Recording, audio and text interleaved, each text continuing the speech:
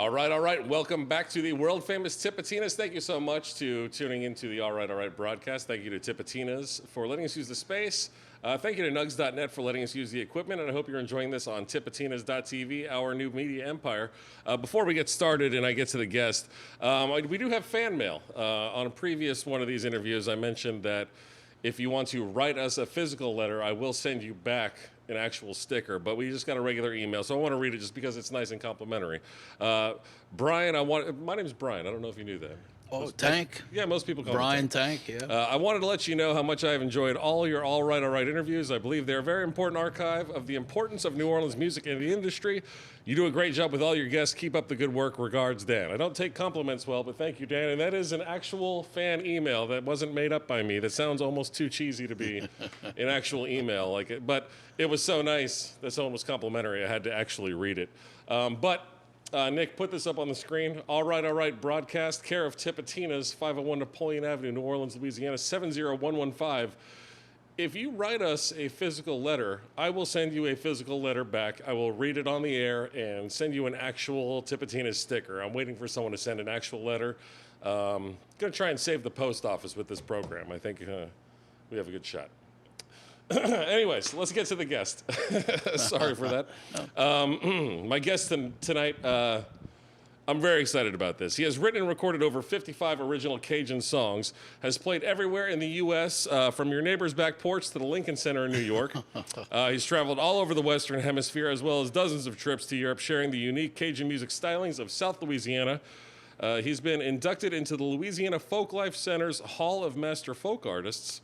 He is one of the only people still playing traditional Cajun music in the city of New Orleans, and this one's the biggest one. He holds the record for most performances on this very stage, a record that I predict will never, ever be broken by anyone, even coming close. Over 1,400 shows. I know we did the math. Somewhere's about that, I would say, Tank. Ladies and gentlemen, Bruce Daigrepont.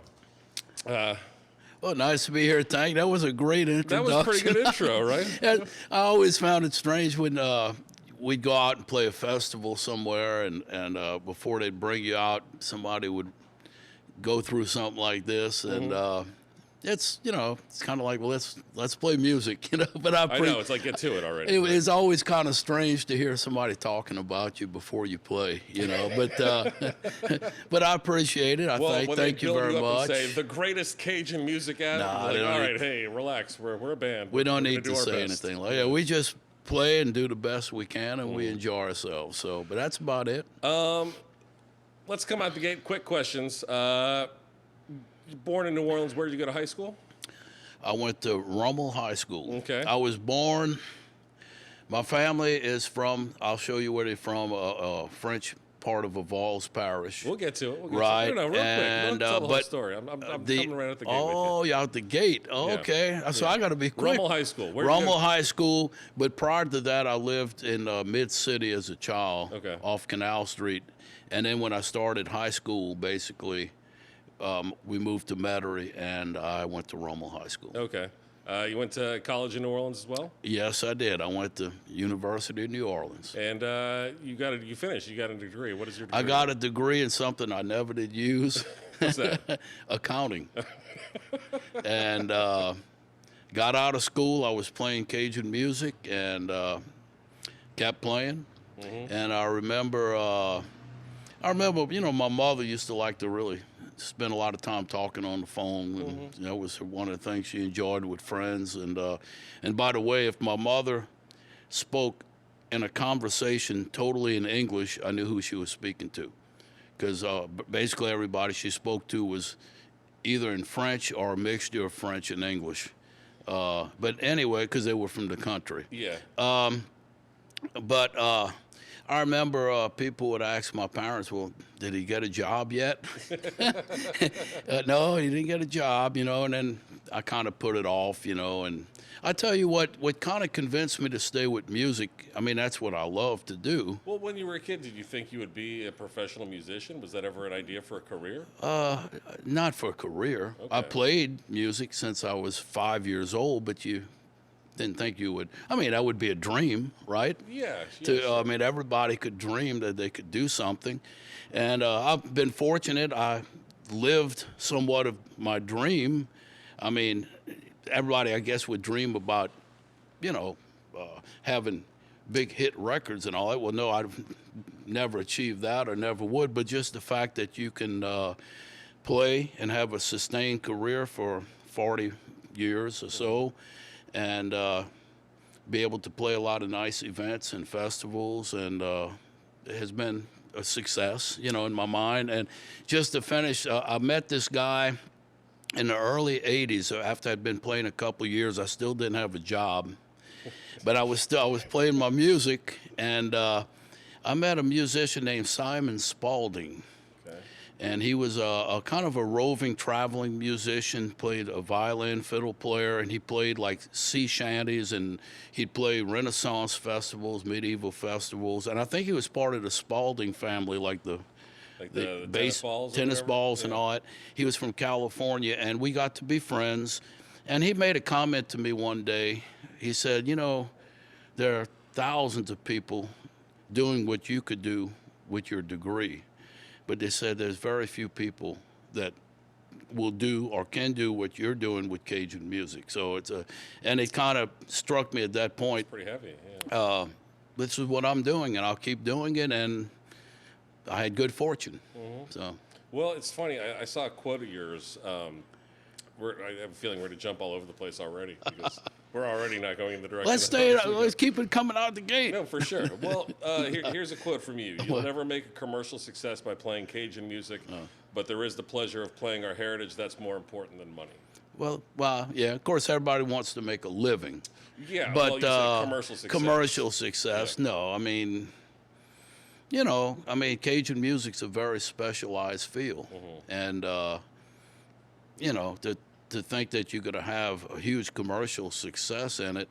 Now if you want to have more commercial success, well, then you would definitely water down the music and try to, but if you do what I did, continue singing 90-something% of the music in French, can make the music center around the Cajun accordion and the fiddle, that's closer to the roots. I guess if you wanted more commercial success, you could add rock guitar player to what you're doing, maybe horns, keyboards, sing, maybe mostly in English, and mix in a little bit of French. You might have a little more commercial success, but that's not what I was interested in doing. Like you said, Cajun music is pretty niche, and it does get lopped in with, certain types of country acts or even bluegrass acts, like random regional roots type of music, and folk music specifically. Do you like some of the other versions of Cajun music that are out there? Because there's plenty of other bands around Louisiana, at least, that are singing in, Louisiana-style French music. Oh, yeah. Your Sweet Crews and your Lost Bayou Ramblers and the Pine Leaf Boys, guys that are playing not rock and roll or pop music, but it's kind of like that. It's moving in that direction. A little bit more in that direction. Is that something? It's not that I wouldn't think that you would hate it. It's not what you play, but you play traditional music. I think it would be very boring if we all basically played the same way. And actually, even though you might consider me much more on the traditional end of things, some people wouldn't consider me nearly as traditional because I've written and recorded so many of my own songs. The strongest traditionalists would be the people that are still playing the standard repertoire and not adding new songs to it and trying to play it the way it was played a long time ago. I personally never tried to imitate anyone. I never tried to sound like Ira Lejeune or Dewey Balfour or any one of the traditional great artists, because what comes out of me is what comes out of me. I never tried to sound like anybody else. Now, a lot of people do. And I think there's room for all of it, obviously, because if we all just played J'étais au bal hier au soir, which is an old classic, or just some of these real old classics and never got away from it, that's beautiful, but at some point it's nice to add other songs to the repertoire, other sounds. So I think there's, like I said, room for all of it. I like bits and pieces of all of it, sure. Well, it's interesting that you touch on how you think that people that are heavy into the traditional music think that you are not traditional enough, for the mere fact that, well, is there maybe that has led to why people consider Cajun culture sometimes a little bit of a closed off type of society. It's not closed off. Everyone's very friendly and they share the culture with a lot of people.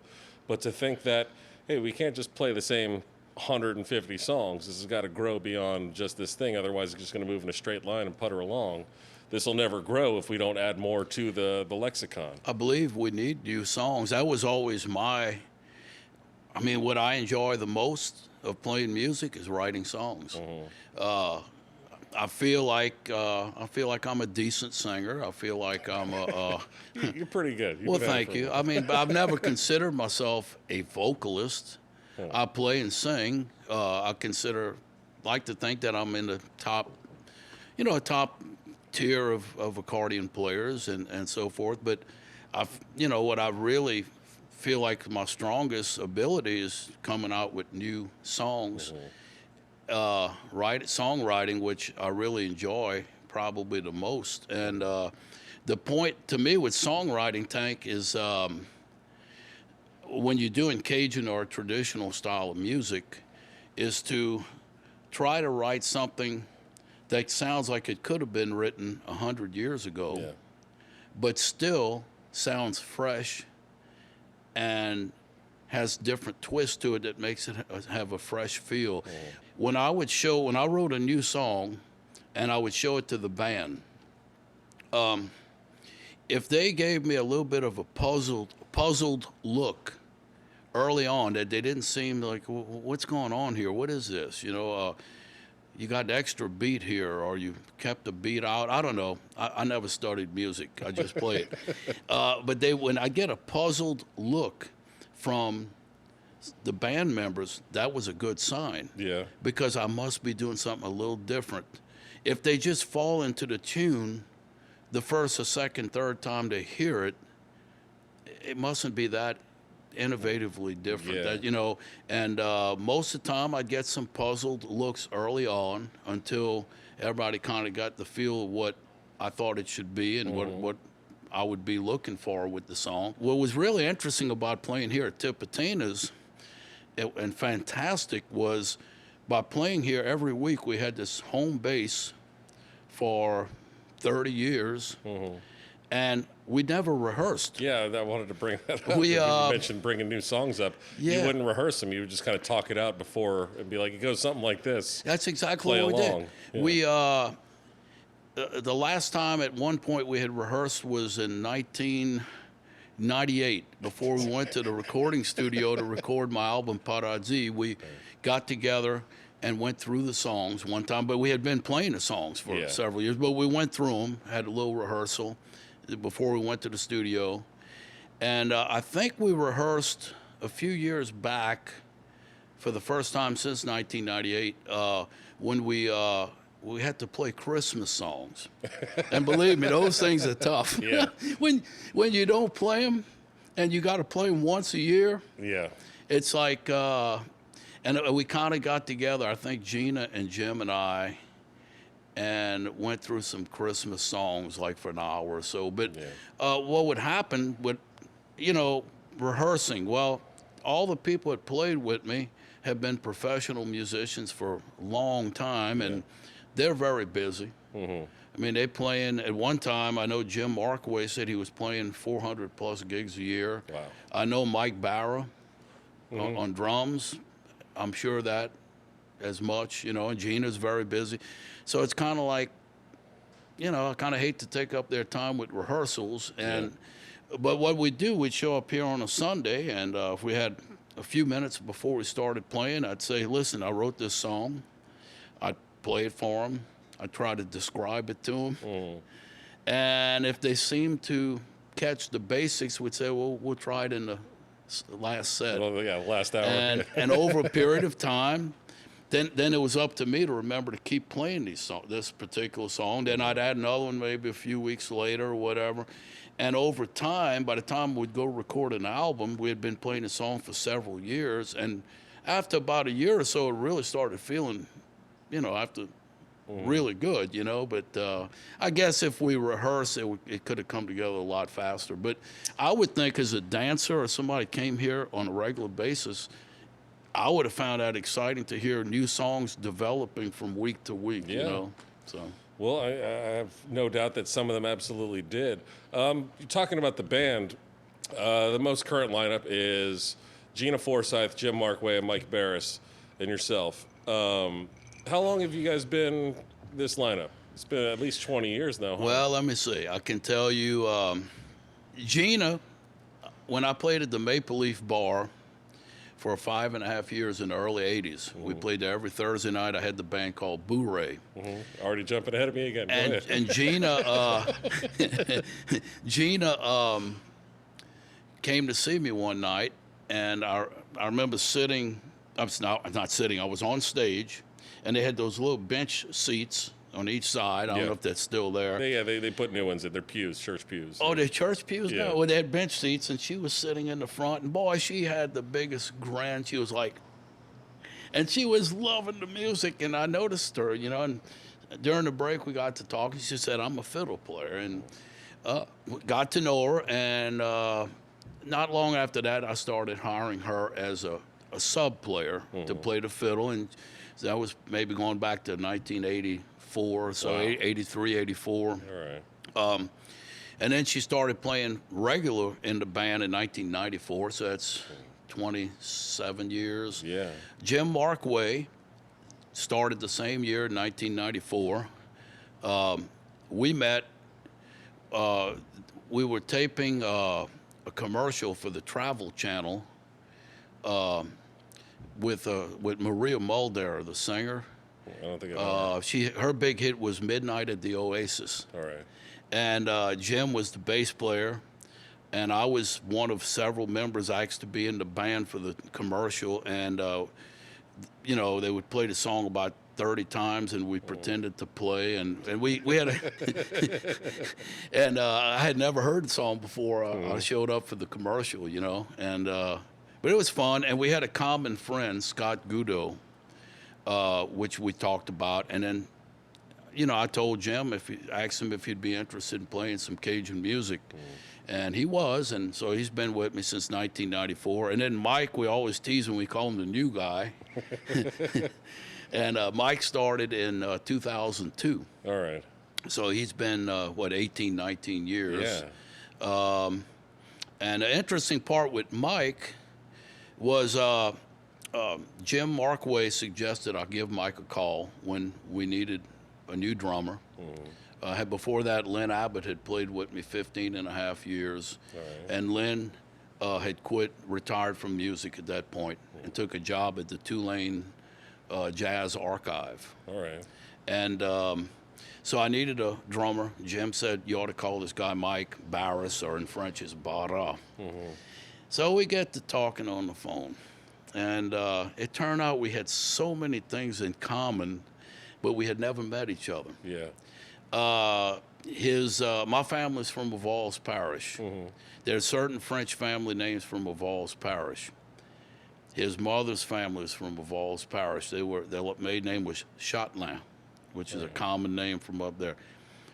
My father worked for New Orleans Public Service, was a bus driver. His grandpa was a bus driver, Mr. Merlin Châtelain, at the New Orleans Public Service. We both grew up as children in Mid-City, right off Canal Street. We both went to St. Anthony's School.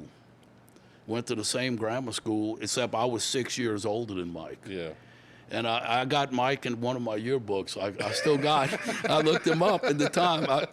I was like in 7th grade, and he was in 1st grade or something. Should have brought that yearbook with you. I could have brought it. I didn't think about that. And so, but I guess that's about the rundown. But we had so many, all these things in common, and it turned out that my dad's first cousin knew his grandparents from way back and so forth. But we had never met. That's wild. Yep. That's phenomenal. You touched on the Maple Leaf in your band Bourrée. Bourrée was your first band that you played in? Yes, in a way. Well, when I know this, and I'm pretty sure this is factual, started playing guitar at 5 and 5-string banjo at 10. Is that right? That's about so right. Did you That's think about right. what kind of music were you listening to when you were a little kid? Okay. Well, you know, if it wouldn't be for my father, I possibly would have never played music. Really? Yeah, because my dad was always, you know, playing around the house. My dad was not a professional musician. My dad You played really, guitar, right? yeah. My dad was drove a bus for public service here in New Orleans for about 30 years. But his real talent was he was a good carpenter. Okay. My dad bought a couple of old doubles in New Orleans and did all the work himself. He leveled them himself with jacks. He totally did all the carpenter work. And he was just real good working with wood. Also, I believe, made some fancy accordion cases. Made my for you as accordion well. cases that I've been using for about 40 years now. Wow. These are 40 years old. Yeah, about 40 years, yeah. Have you had to do any repairs to them, or they held up pretty much? They've held up, but they are getting a little more fragile, I guess, as time goes on. I mean, these are the cases I've used when I drive to a gig. Yeah. Obviously, I don't put them in airplanes. You know, they're... Yeah, do you have airplane cases, I guess? Yes. Travel cases? Yeah, All right. you got all that. And so... Yeah, you don't need some guy throwing it onto a Oh, plane. no, yeah. But I got stickers on there that some of them have been on there since... for many years. Probably the oldest stickers on my cases would date back to probably 1983, which was the first time I went to Europe to play. All right. And I got a few cases that date back that decals on there. But my father grew up in the country, and he grew up, started playing the guitar, and the music that he played was like Jimmy Rogers, Okay. the Blue Yodeler. Yeah.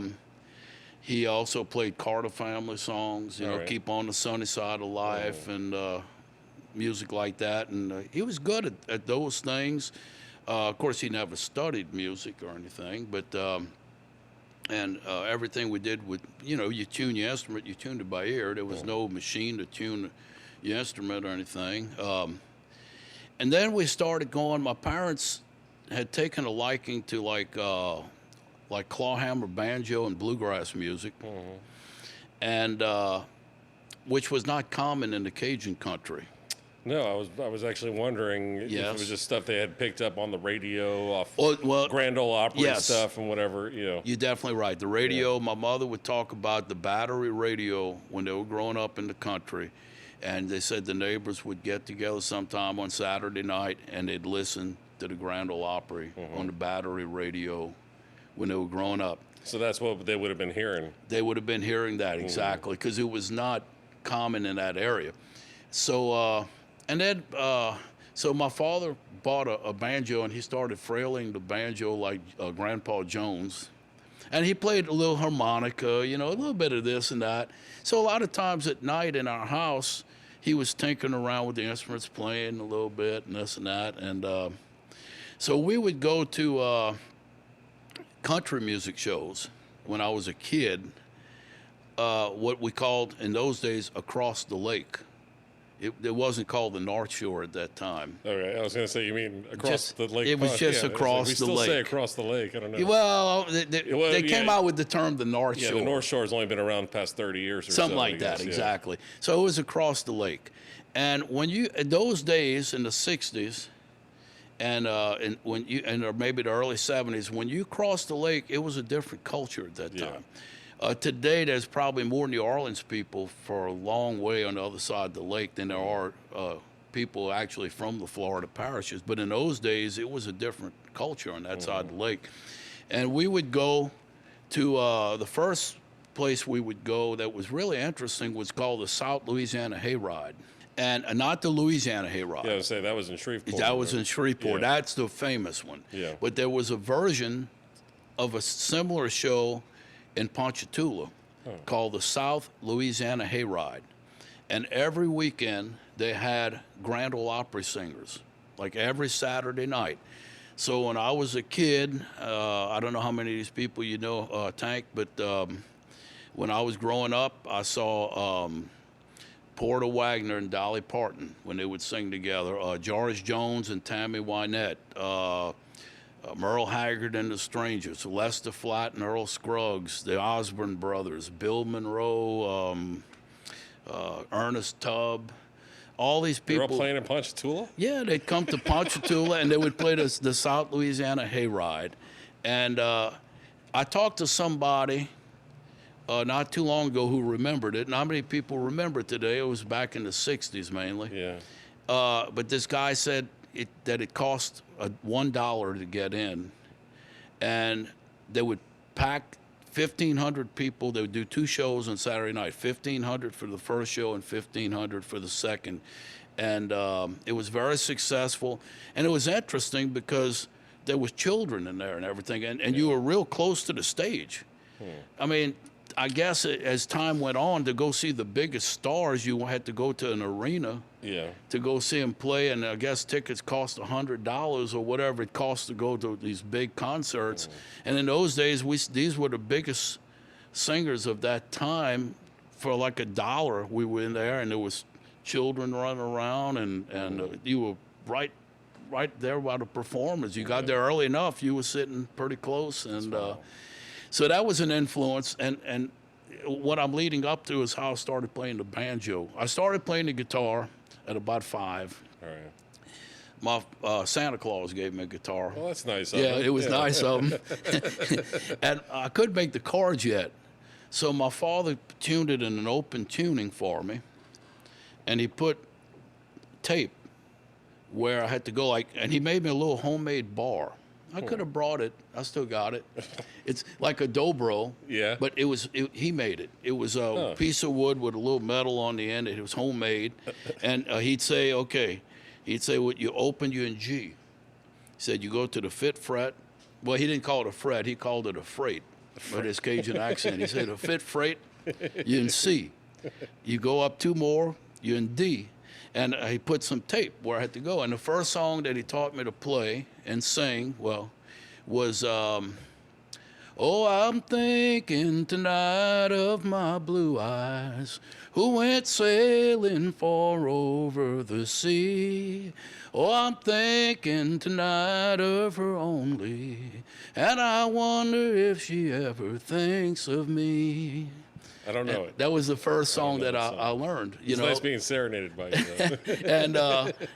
and of course, I'd play the guitar like that. And then within a couple of years or whatever, I guess by the time I was 7, I don't know how old, I started making the actual chords and singing songs, and some sounded good. We got recordings of some of them. Some weren't too good. Some were pretty good. And, like You've Been Fooling Around With Me, right from the start, the old Buck Owens song. I used to sing that one. Yeah. And, So you just ended up parlaying that into some banjo? How the banjo came in is going back to the South Louisiana Hayride. There were good local country and bluegrass bands. Yeah. And they were good. And they would play on the Hayride as opening acts for the Grand Ole Opry singers. And there was one bluegrass band that had a banjo picker by the name of Mr. Jim Burkhammer. And my dad wanted to learn to pick the banjo. He could frail like Grandpa Jones, but he had not the 3-finger picking style. We didn't know how to do that. Yeah. So my dad went and talked to Mr. Jim. He said, would you teach me and my son, give us, on the banjo and give us some lessons, And sure enough, he said he was a mechanic. And he lived on River Road in Kenner when it was really country in those days. You rabbit hunt and everything all around that house. And he just said, come over to the house. He said, and we'll sit and I'll teach y'all, And he didn't want any money, if I recall right, at first. And my dad finally talked him into taking $4 a lesson. And my dad started but didn't last too long. Okay. he couldn't get those finger picking rolls. No, I guess once an old dog, new tricks. It was something like hard, that. yeah. But I kind of took to it pretty fast. And the neat part about Mr. Jim teaching me was it wasn't formal lessons. There was no schedule. Yeah. It wasn't every week. It wasn't at a certain time. It's just like once a month or whatever it was. I was out playing football with my friends, and my mom and dad would come and they'd say, "Come on, we're going to Mr. Jim." You know, and at first it was like, I don't want to go. I want to keep playing, right? Yeah. And then we'd get in a car. We'd go to their house, and once he'd start teaching me a song, you start out with the different rolls, forward rolls, backward rolls, hops, or whatever, you know, different things. And once you get that, you can start playing songs. And there was no time limit. Mm-hmm. He would teach me until he got to a certain point where he thought that was enough. Yeah, work on this for a while, then come back. So it wasn't like, okay, 30 minutes, you're done. Mm-hmm. 1 hour, you're done. It was, he taught from the heart. Yeah. And afterwards, he had a son by the name of Billy, who at 10 years old was a really good flat top guitar picker. He'd play all those songs on the flat top, like Foggy Mountain Breakdown and all that. And so afterwards, we would have a jam session, which would go on till, you know, well, we might get there at 7 o'clock at night and leave at 1 or 2 in the morning. And sometimes other musicians would stop by, like dobro players and all that. So it was a great way to learn music. One other interesting tidbit about our visits to the Berkhammers was, and I always thought this was special, Mr. Jim was not from Louisiana. Not many banjo pickers came from Louisiana. He was from West Virginia. Oh, okay. His wife, who would go visit, because my parents would both come, my mother and father would all go. His wife was from Dulac, Louisiana, or somewhere like that. She was a Houma Indian. Interesting. And she spoke French. So my parents a lot of times would speak French with Miss Rosalie. It was kind of an interesting combination, a mountain man with a South Louisiana Houma Indian, French-speaking woman. He's all Appalachian. Yeah, it was, and so that was a great experience. That was in the late 60s, maybe the early 70s. And that's how I started playing the banjo. And then from there, the South Louisiana Hayride at some point folded. Mm-hmm. And there was another place called the Old South Jamboree that picked it up. And they kept the same format with the Grand Ole Opera singers. And one time we happened to go to one of those shows, and I had my dad, I had the banjo in the trunk of the car or something, and somebody wanted to see my banjo, and so my dad and I and this other person walked out to the car, and I started playing for the man in the parking lot. And Mr. Luke Thompson walked by, and he was the first man that ever made a bluegrass festival in the state of Louisiana. And he heard me picking the banjo. I was like 15 years old, and I liked the way I played, so he said, talked to us, said, I want to reform my band. It was called the Luke Thompson and the Green Valley Cut-Ups. Right. That was your first band? Yeah. And well, not totally, but anyway. First band that you weren't related to any members? The first real band, yeah, I guess so. I mean, it was... Say family bands, whatever. Yeah. Well, if you want to... Actually, when I was in grammar school, I was got put in a little band called the Young Generation. And we'd play like for PTA meetings and doll shows and Girl Scout jamborees. Do you have any photos of this? I think there's one somewhere. How come you didn't bring any of these photos? I didn't think about it. You're going to have to and that's a whole other story. Email them later. Have Sue email me some photos later. Tank, I hated being on stage. Really? Oh, God, yes. When I was in grade school and they found out I played music like that. They'd always just prop you up. Once they found out, the teachers and everything in the school, man, they made me part of all the school programs, and I had to play in front of all these people. Well, that's extremely interesting that it ultimately became your livelihood. I did not like being on stage. I was the one guy that could pick. The rest of them would strum. And from time to time, they'd bring me up front to pick a song and feature me. And I hated it. And we had Ricky Mansour played the upright bass. And I would very often, while we were on stage performing, I would try to get behind the bass so people couldn't see me, behind the big upright bass.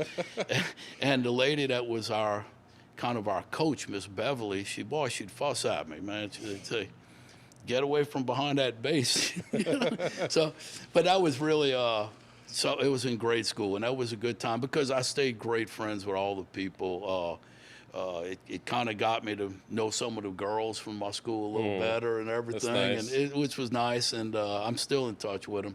But as far as Luke Thompson and the Green Valley Cut-Ups, we started playing, and we'd wear like white Western shirts with little string tie, like The bolos? yeah. Well, what do you call the one like this? It's called a bolo tie, right? It's Yeah, a string something with like a little that. Yeah, that kind of thing in the middle. And then we'd wear green. Luke had green vest for us to wear. All right. Okay, and that was the uniform. We got a gig at the Maple Leaf. Luke right. got a gig on Sundays in 1974. All right. And So the Maple Leaf was basically brand new at the time. I didn't know it, but I found out that must have been brand new. It was 1974 in the summer, and we played for about a year every Sunday and drew good crowds.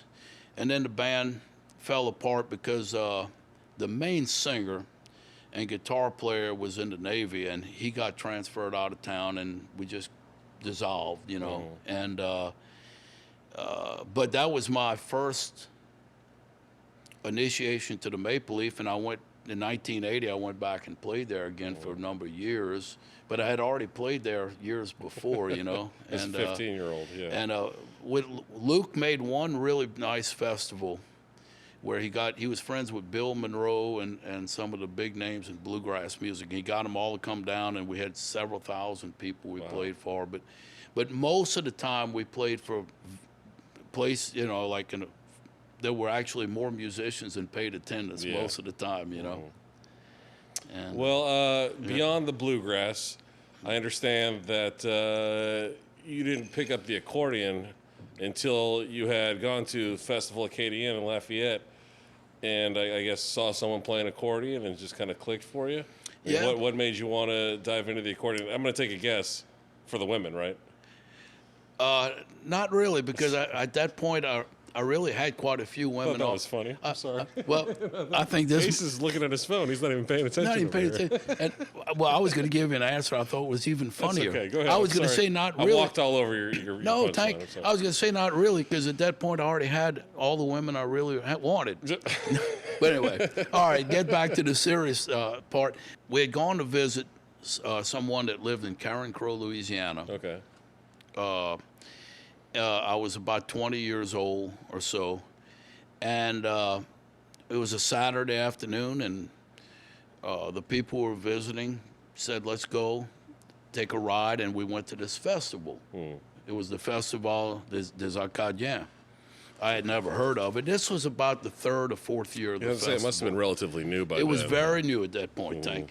And so we get there, and man, it was so nice. Well, Tank, I didn't have any idea how that was going to change the course of my life. It really did. I mean, obviously. Yeah, it did. We go there. Now, up to this point, I had played, old country music, bluegrass, and I was pretty good at it. I didn't think about making a living playing music. That just seemed kind of far-fetched. Well, you were still going to college, working towards that I was in accounting college. degree. Yeah, I was in college, and we go to the Acadian Festival in Lafayette, and we walked in there, and the first band I saw was the Jambalaya Cajun Band with my friend Terry Huval, and they were playing, and they were about my age, and they were playing the Cajun music, and they were speaking in French. And in those days, and early on, at the Festival des Acadiens, it was almost all French. Yeah. There's not as nearly as much French today. There's a lot of world music. So there's people coming in from all over the world, literally. Well, now. you're thinking about the international festival. Oh, you're right, Festival International. Yeah. But I'm talking about the Festival des Acadiens. When I went there in 1978 or so, all the vendors, you go buy a beer, they all could speak French. The bands were making their announcements in French. Yeah. And I just noticed as the years went on, eventually almost all the bands speak English to the audiences. They're not speaking French. It's changed somewhat, you know. I guess it's inevitable, you know.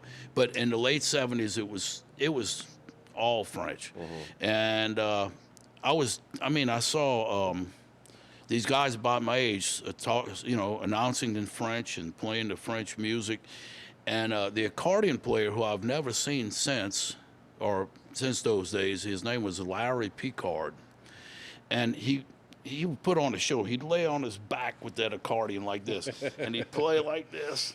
And I remember he had arms. It looked like his biceps were like this big. I mean, he was muscular and all of that. It just all kind of like, wow, this is fantastic, you know. You must get all the women. That's what I'm saying. And so, well, actually, when I went to the festival, I was with my girlfriend at the time, you know. But what the neat part was, it just made me think, well, you know what? That's my heritage. I'm a musician. I'm a Cajun. I should be playing Cajun music, the music of my heritage. And at that festival, I went to, I'd go buy a beer. I'd say, oh, je veux une bière. Combien ça coûte? How much it costs? You know, I'll say un piastre, deux piastres, $2, $1, whatever. And, I'd go, whatever. Je vais acheter un morceau de boudin, a piece of boudin, whatever. Or I saw a lot of older people sitting in lawn chairs, and I'd strike up conversations with them in French. And I really started thinking, I should speak better French than I do. I mean, I could speak it. You were still relatively fluent, even as a kid. Yeah, just but in the house, right? not as much as like the older people. I mean, my mom and dad spoke French every day in the house. So, I mean, it was all in my. Yeah, coming up, you weren't talking any English at all to them? Was it? No. We spoke English. We spoke. They spoke French. They both spoke English. Well, my mother and father both spoke French. And as a first language or second language? First language. Okay. First language. I'd call them, I think they'd be considered native speakers of the language. Yeah. They both learned to speak English in school. Okay. And, of course, as they got older, they were bilingual. But they didn't speak English till they went to school. Yeah. My grandparents lived their lives basically all in French. And then somebody recently told me, a category that I never thought of, and I guess I fit into this. They said, you a heritage speaker. And I said, yeah, I guess that makes sense, meaning to me the native speakers of French are probably the people that, like my parents, that only spoke French and had to learn English in school. And those people are getting way up in age now for the most part. Yeah. And then you got people like me. We came right after that to where we were raised in homes where our parents spoke French all the time. They spoke French with their brothers and sisters. Your grandparents. As soon as you walk out the door, though. And so we all kind of grew up. It was, we had it. I never studied French in school. I learned it at home. But still, when I went to but also you got to realize my family had left the country and had moved to New Orleans. So as a result, said left the country. I was like, where'd they move to? You meant the rural country. As a result, my neighbors where I grew up spoke English. Yeah. Now in the country, when I'd go visit both sets of grandparents, all the neighbors spoke French. You'd go to the grocery store. The butcher spoke French. The people at the cash register spoke French. The bank teller would speak French, or But in New Orleans, it was different. So naturally, I wasn't practicing French nearly as much as if I would have stayed, perhaps in the country, if my parents would have never moved. So anyway, at the festival, I spoke French. I spoke French with anybody I could find at that festival. And that's when I made a point. I said to myself, I really should speak French better than I do. I mean, it's not that I couldn't speak it. And through the years, I've gotten better and better and more fluent. And by today's standards, I'd say I'm pretty, Yeah, more yeah. fluent than most today. I don't speak French, Right. but I would assume that you're about as fluent as you could find around this town for sure. Oh, yeah, well, it's about how you kind of raised, unless you learn it. Now, I don't speak school type French, Parisian French. or the modern version of the language. I can't sound like that. I can't put that accent is so foreign to me than the Louisiana French that I heard my whole life. I even if I tried, when I took one French class in my life, my last semester of college. How'd it go? I needed 9 hours to graduate Yeah. my last semester, and I said to myself, I had never studied French in grade school, which they didn't have it, or high school. I was too dumb to take it, I guess. I've got 9 hours left to finish. Let me take French 1. When I'm telling you, I probably knew more French than all the other students in that class, but I never once spoke and opened my mouth without being corrected by the professor. Wow. Not once. No, monsieur. No. My accent was not what she wanted to hear. Yeah. And what was interesting was some of the people who didn't know nearly as much French as me, if they said the word with that right accent, it was like, but what I found was kind of, today I guess you wouldn't catch that as much, but this is 1980 or so.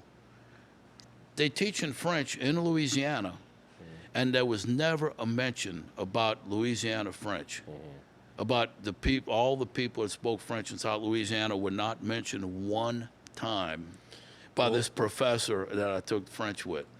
It's almost a new phenomenon with people finally realizing how much they've lost by not supporting the regional French of Louisiana at the very least. You're talking about your family from outside of Marksville, if I'm not mistaken, right? There's a couple other famous people from Marksville, as it turns out. Edwin Edwards, 4-term governor of Louisiana, and Lil Walter, harmonica player, right? Pretty well known as well. Well, as far as Edwin Edwards, are y'all cousins or something? no, we're not. But actually, It's a small town. Who knows, man? well, my mother was raised on the same lane as Edwin Edwards. Okay.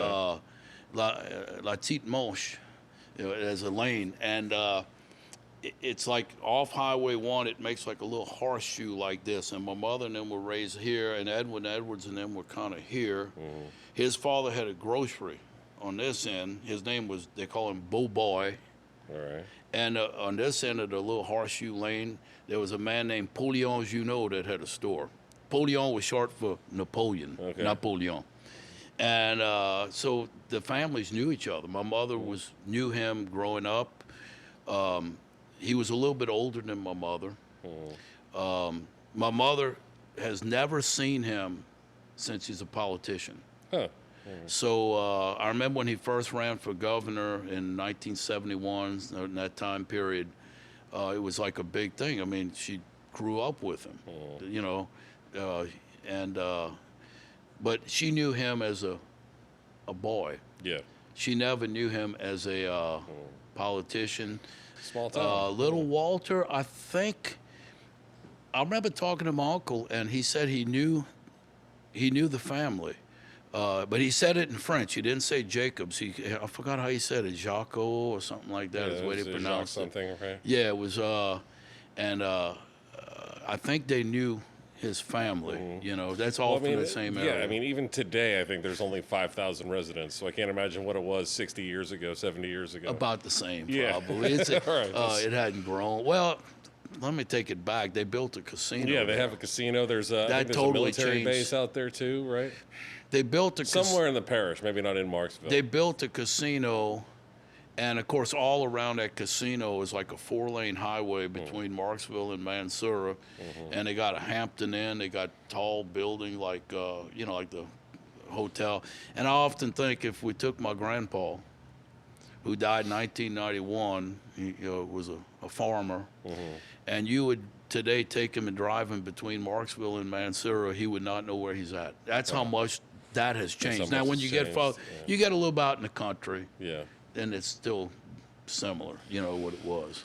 So something interesting about your family, and I know you traced it back, that your relatives have been in the area since the 1700s, and even beyond that. And here, we don't have to pull it out. Nick can put up Avoyes. I never had a Avoyelles parish. Oh, you want that map? Well, we can put it up. Nick can Okay. at least show it. Well, Show the state of Louisiana with Avoyes parish lit up so people can see it. Well, the map that I brought shows where people speak French in Louisiana. Okay, yeah, we can pull that up, I guess. You want me to get it now? Yeah, sure, why not? Back. I didn't know if I could move. You can move. Sorry, we put it real far down there. So, if I'm not mistaken, that parish is kind of the northernmost. Northernmost tip. Yeah. Yep, that's it. And but there's This is sort the of same map, isn't it? Yeah, There's it's the two same copies. map. All right, here. you I don't know if you want to very observant. zoom in on that. We'll scan it in there. But you see, this map was made. It was a study done by the University of Laval in Quebec City, and it's based on the 1970 census. The darker areas is where people speak French in Louisiana. Yeah. And the three black areas were over 90% French speaking. And the black area on the top, which is west of Marksville, was one of three that was over 90% French speaking, Wow. which is where my family's from. All right. That area. And but what's interesting about that is when it changes, it's a drastic change. It's not a gradual, like it's all French here and then it's kind of half and half and then Yeah. it fades to, it's like that's sort of a line. And when it changes, it goes from predominantly French to no French at all or very little. It's like a sudden change. Yeah. But a lot of people say, well, anything north of I-10, well, that's not Cajun or that's not French and all. And it's Clearly not true. No, if you can look at that map, you can see the cultures in pockets. And there's many areas way down in South Louisiana that aren't as heavy French speaking. Yeah. So it's just kind of interesting. So that's where my family came from, and they moved there probably in the latter part, late 1700s, Yeah. I'd say. Well, even more interesting to that, you have relatives from France that have found you and claim to be cousins. And I know you have the song. We're all cousins, right? Oh yeah. So I mean, it's a beautiful sentiment that the Maison Daigrepont. And I looked this up on Google when you told me this a long time It's ago. it's actually like, online. You can find it. yeah, it's dead center in the middle of France. Middle of basically. France. Well, the story is basically this. You want the story, I guess, huh? Yeah, yeah. Okay. Go ahead. In 2005, we were playing a festival in France, and after we had finished, and we were the headliners of the festival, and we went on at, which means we went on at midnight. And I told the people in France, I said, midnight. I said, man, we're usually home at midnight, but that was like that was the time slot, Yeah. We played till about 2 a.m. And they came and told me, they said, there's a family that would like to meet you. And they waited for me. Yeah. I said, I got to finish, I got to collect my money I do it all myself, okay? I don't have an entourage. Yeah, there's no tour manager. There's taking no care of tour this business manager, for you. Yeah. So I had to take care of get my albums. I had to make sure I got paid. I had to, everything had to be done. Pick up my instruments. I never had a roadie in my life. So anyway, about 4 a.m., I sat down with this family to meet them, and they said, "On croit on est parenté avec vous." We think we're related to you. We're family, Well, parenté means related. And sure enough, they knew how we were related. Their name is Hubert. The man's name was Hubert Contenson. He was not a Daigrepont. He was a Contenson, but he was a descendant of the females of the family. Okay. And he said, "On a une maison avec votre nom." We have a house with your name. And the name of the house was Aigrepont, Daigrepont. And they wanted me to go visit. which I didn't have time. You know, we were flying home pretty soon after that festival. Yeah. But 6 months later, the band was booked to play again in France.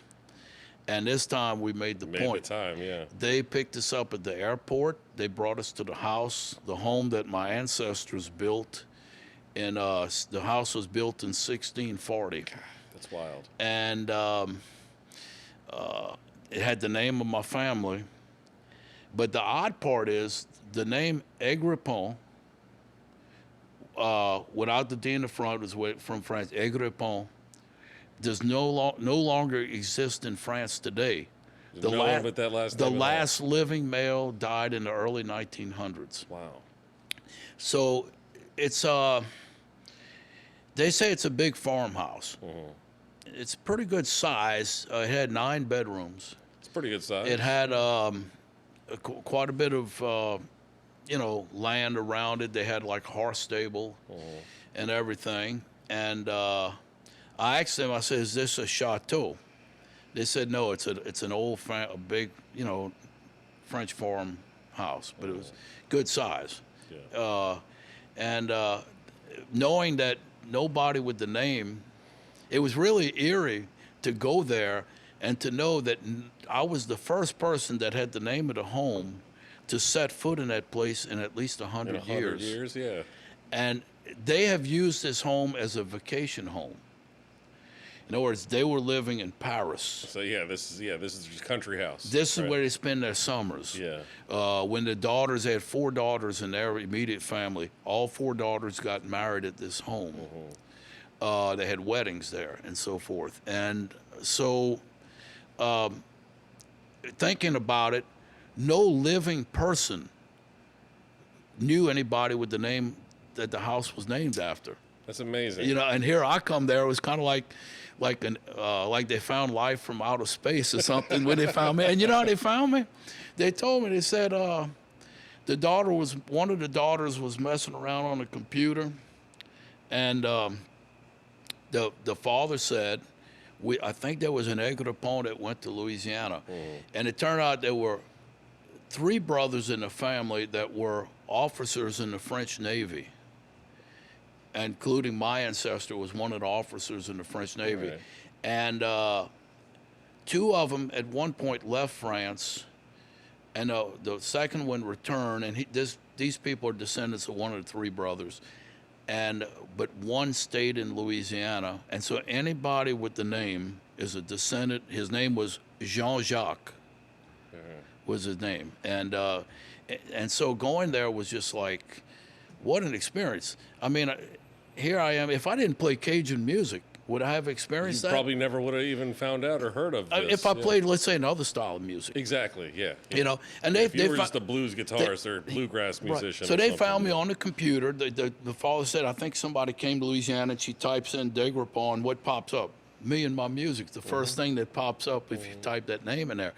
And they told me, they said, we bought your CDs from Louisiana Music Factory, and we came to see you. When we found out you were playing here, it was about a 2-hour drive.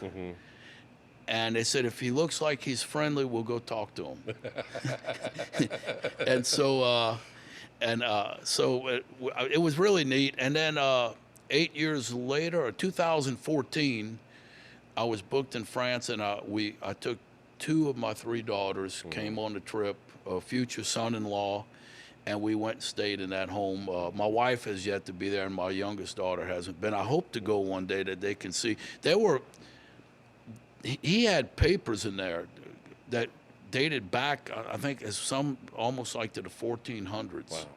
Because they were educated, they could read and write. I was going to say, anyone who owned land, a farm, could read and write. They could read. They have records going back, hundreds and hundreds of years. One last tidbit to the story.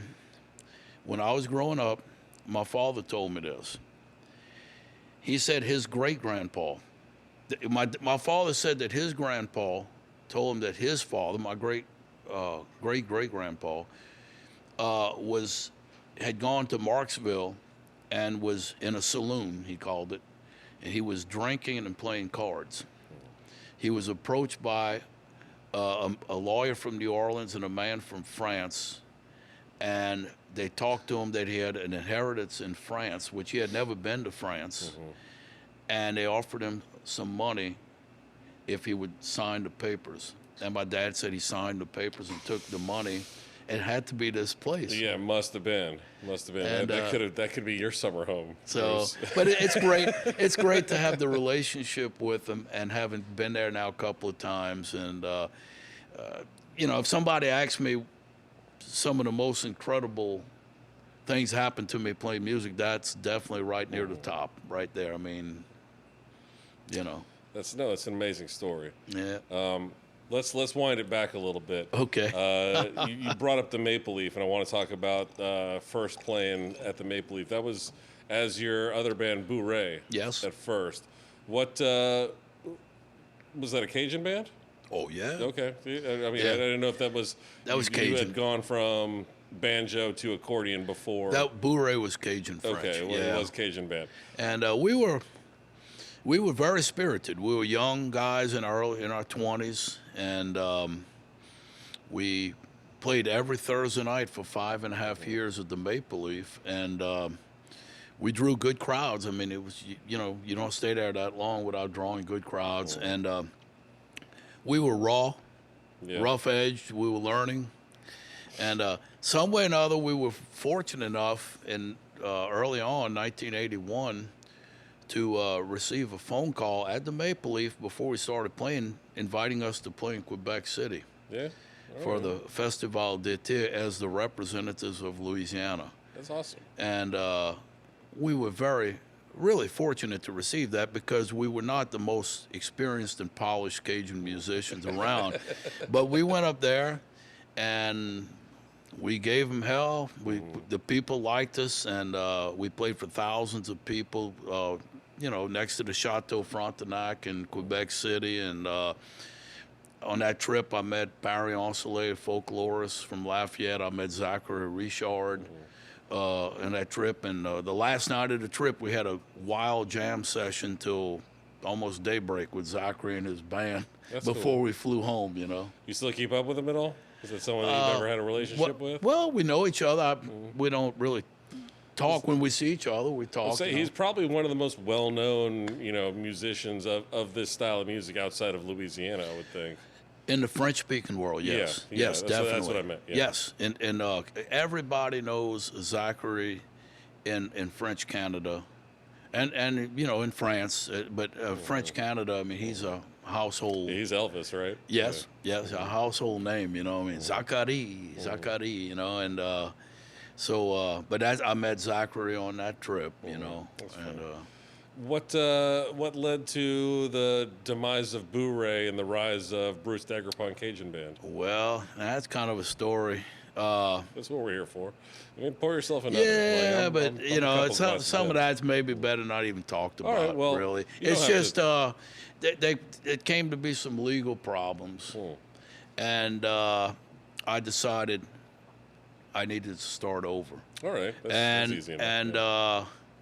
And instead of using a name, I just use my own name, which belongs to me. Period. Yes. You know, it doesn't involve, you know, maybe someone else claiming to own a name or something. You know, and if I'm going to do it and go for it, just Bruce Daigrepont. It has nothing to do with ego. All right. You know, it's just Simple. It's simple. It's to the point. And so I left Maple Leaf, and you want to come to Tipitina's at that point? Yeah, pretty much. I mean, that's what I'm building towards. Okay.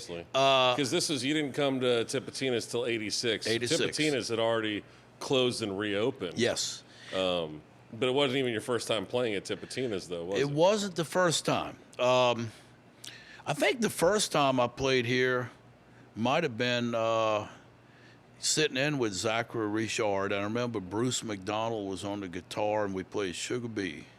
It's funny how you remember Still play things. that song, too. I still play it, yeah.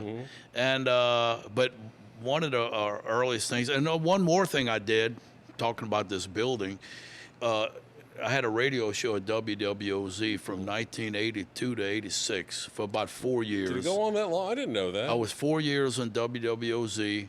back, and most of the time I was up here on top of Tipitina's. I did go to Armstrong Park for maybe a year or something, but most of my time was here at Tips. I'd bring my vinyl albums in a paper bag and record my shows. And, at one point, I think I had more Cajun records than the radio station had, early on, It's likely. And I did that. I enjoyed it. But then at some point, a new manager came in and said that we had to be on live and we couldn't pre-tape anything. And as a full-time working musician, I couldn't promise him that. Yeah. So I did 4 years. With Tipitina's, I had quit playing at the Maple Leaf.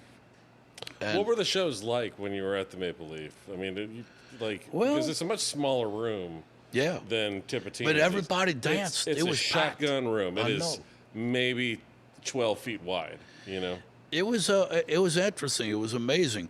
I mean, basically, I had played there, bluegrass, as a 15 and 16-year-old. And then I had a friend named Seymour Richard. He had a Cajun band called Laissez-Faire. And we got to be friends in the late 70s. And he was playing some on Bourbon Street at the time. And he'd come visit me. He knew I was starting to play the accordion and learning Cajun music, and he was a fiddle player. And he told me one time in conversation, he said, I want to get off of Bourbon Street. Yeah. He said, I'd like to find a local gig where I could play. And I just in conversation told him, I said, you ought to try the Maple Leaf. Because I had already played there. I knew about the Maple Leaf. I said, you ought to see maybe they'd give you a gig. About a week later, I saw him. He said, I got a gig at the Maple Leaf on Thursday nights. So in some sense, I feel like I had something to do with that. I remember suggesting that to Seymour. And Laissez-Faire played there for maybe not quite a year, maybe like 9 months or something on Thursday nights. And then the band broke up. And so then when Seymour called me one day, he said, I broke up my band. He said, I want to play with your band. So I said, well, okay. And then we started playing the Thursday nights at the Maple Leaf. And Seymour was he loved the music. Well, here's a story real quick about Seymour. I forgot to tell you.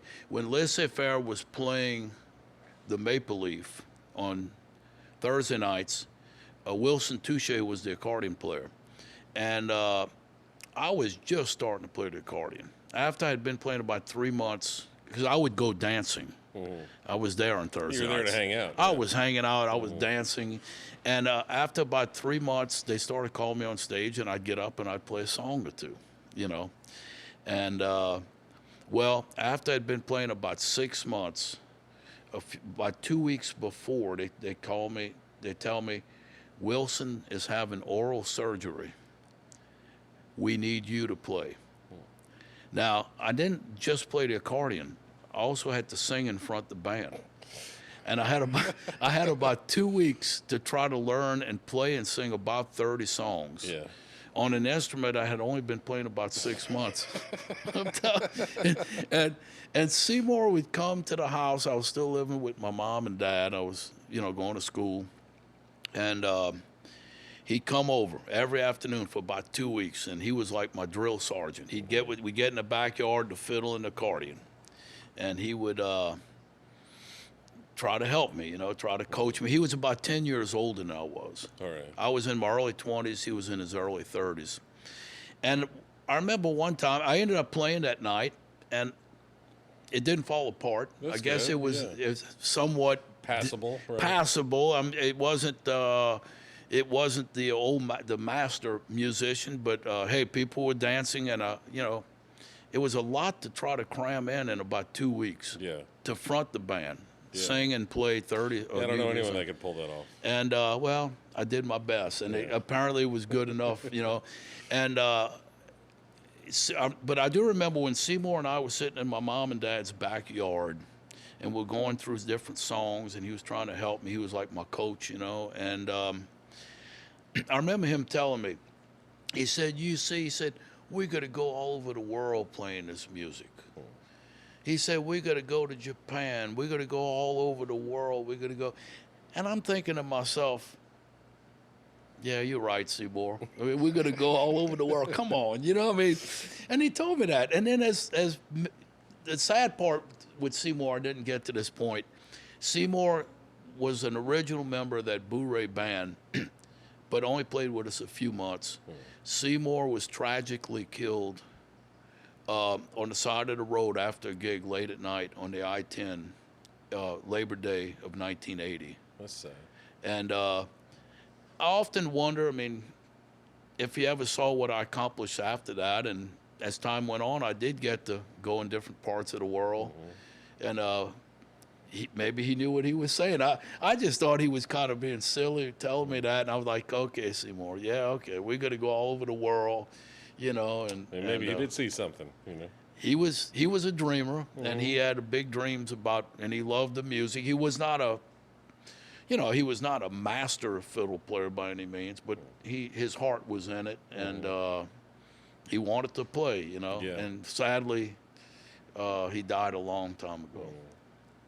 So, and getting back to the first time I played at Tipitina's. Yeah. That's One of the first things I did here, of course, it's before they cut out the opening here. You know, it was, and I remember I used to come see. I never saw Professor Longhair. I wish I would have, but I never did. Yeah, I mean, well, it's strange you say that because I think we talked about this on the phone last week, the week before, how you were talking about the Bayou Maharaja movie with James Booker. Yeah. You were playing at the Maple Leaf those same years. He was on Tuesdays, and you were playing on Thursdays.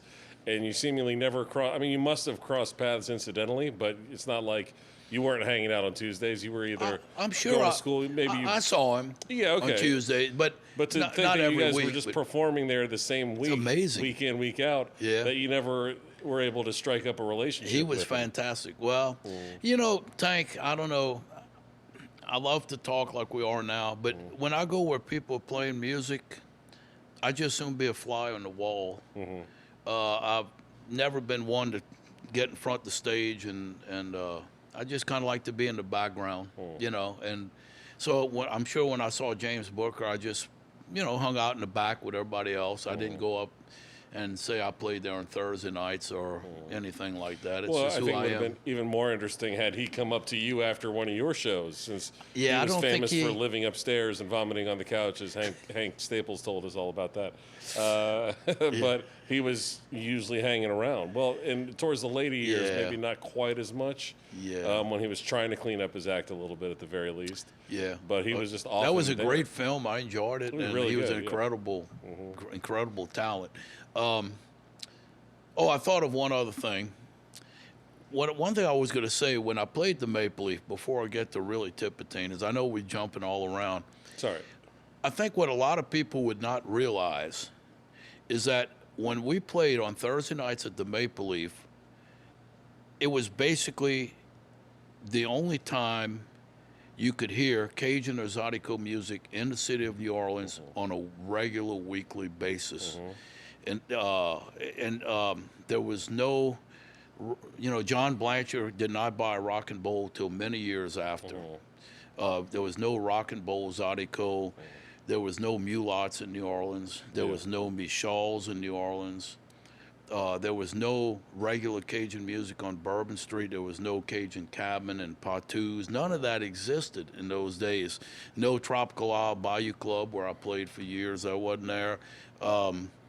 There was no, you know, the Four Columns started a dance after we did, and it lasted for a while, but they weren't there early on when I played Maple Leaf. At one point, there was a place wanted me to leave here to go play. It's called Mudbugs.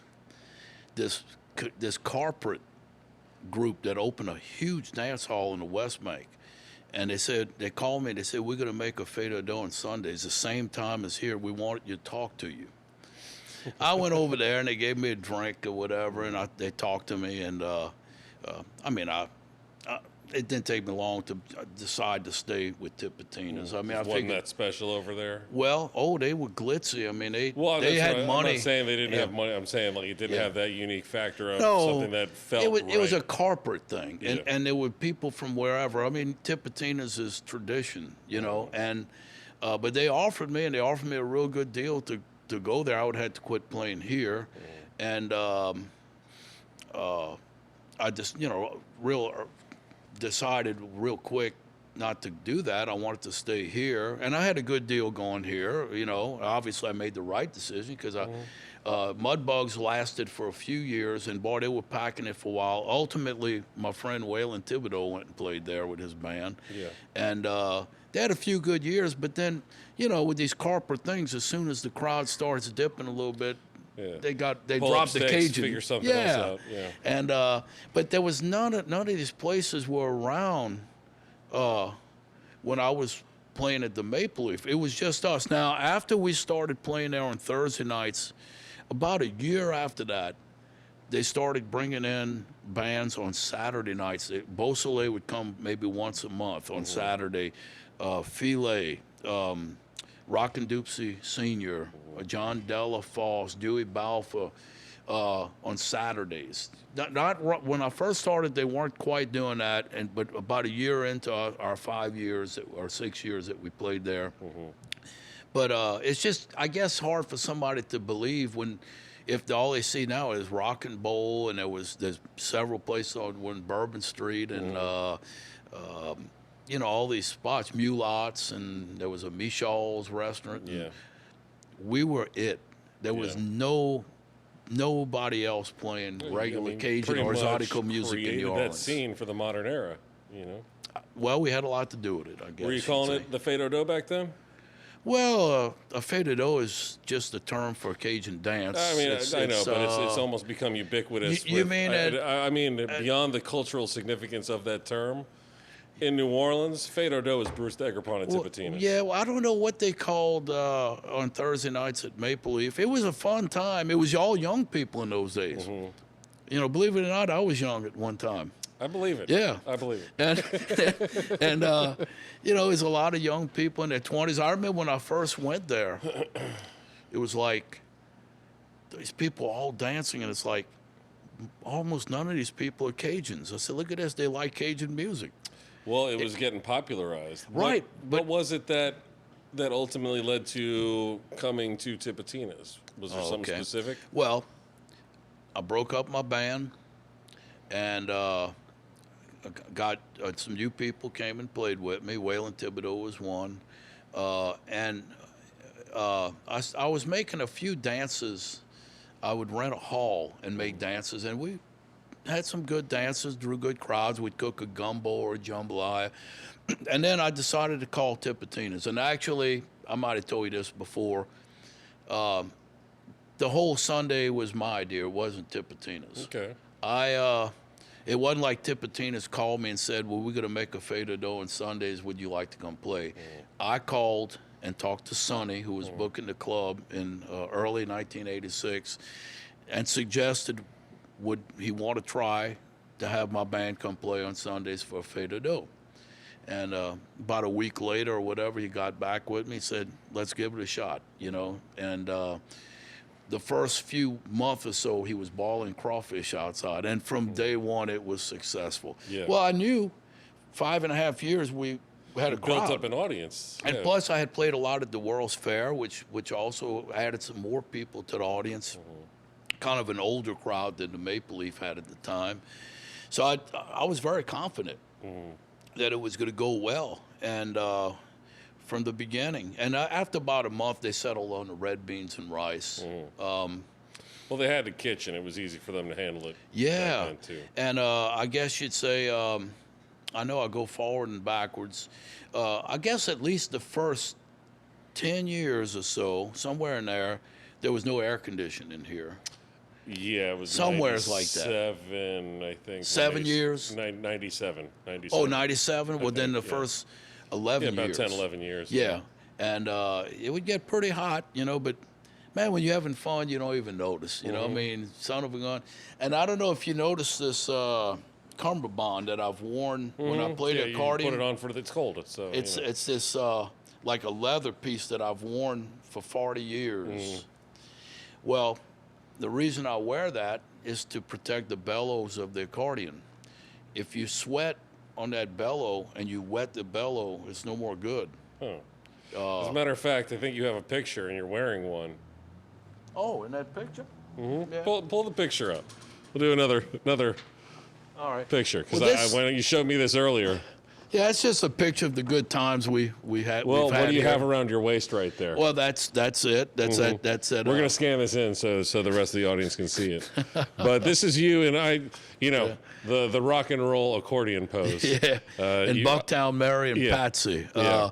It's just something that we, just to show kind of some of the fun we had here for years and I years. imagine what you're getting to is super hot wearing a leather strap around your belly. There's no air conditioning in here. It was hot. In August. It was hot, but I was used to it. But see, the thing happened in early 1981 or so. I had busted from sweat. I had busted 2 bellows on the accordions. Okay.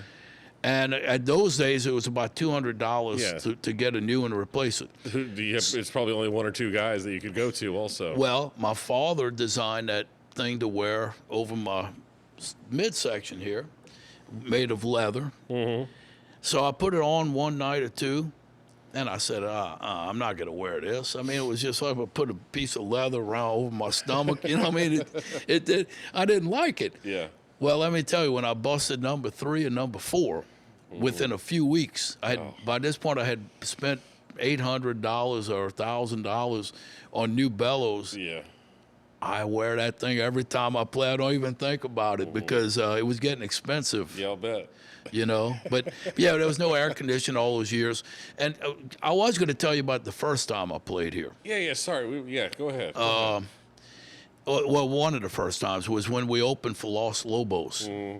And what was really neat about that, I had my radio show at WWOZ, and I had gotten the EP of Los Lobos, their first one.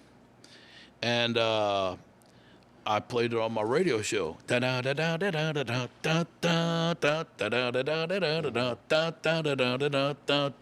going to have to pay for the licensing. Yeah. And I loved it. And all of a sudden, within a couple of days, they said they asked us to open the show for them. When we played, they were standing right there, and boy, they love Cajun music. Oh, man.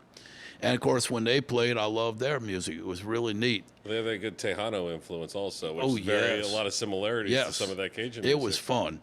And when the whole thing was finished, of course, the top wasn't open, and they had tables out here.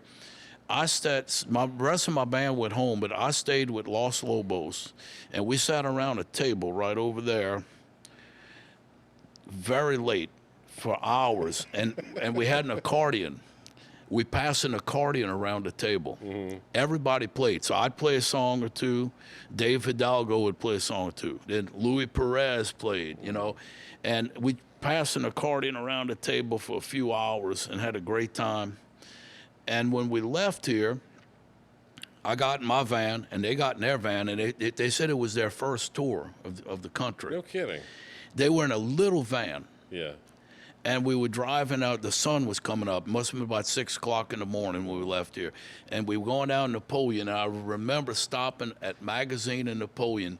And I'm in one lane at the red light, and they in the other lane. And I remember looking at them in that van, and they were jammed in there. I mean, they had stuff packed to the ceiling, and they were traveling all over the country. And I remember thinking to myself, boy, them poor guys, it must be uncomfortable, And of course, they did very well after that. And for years, Dave Hidalgo, every time he came to New Orleans, would call me on the phone. Yeah.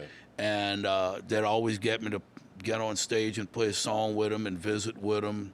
I always played, it seemed like the song that always got me to play was Hey Good Looking. And one time we ended up cooking a supper for them. They were in town and they had a night off, and I went and bought some food. I found a receipt the other day of where I bought the seafood and everything that we cooked them. We cooked them a gumbo, and I don't remember, maybe a jambalaya, and I remember my wife, we picked them up at their hotel in St. Charles, and we drove them to my uncle's house.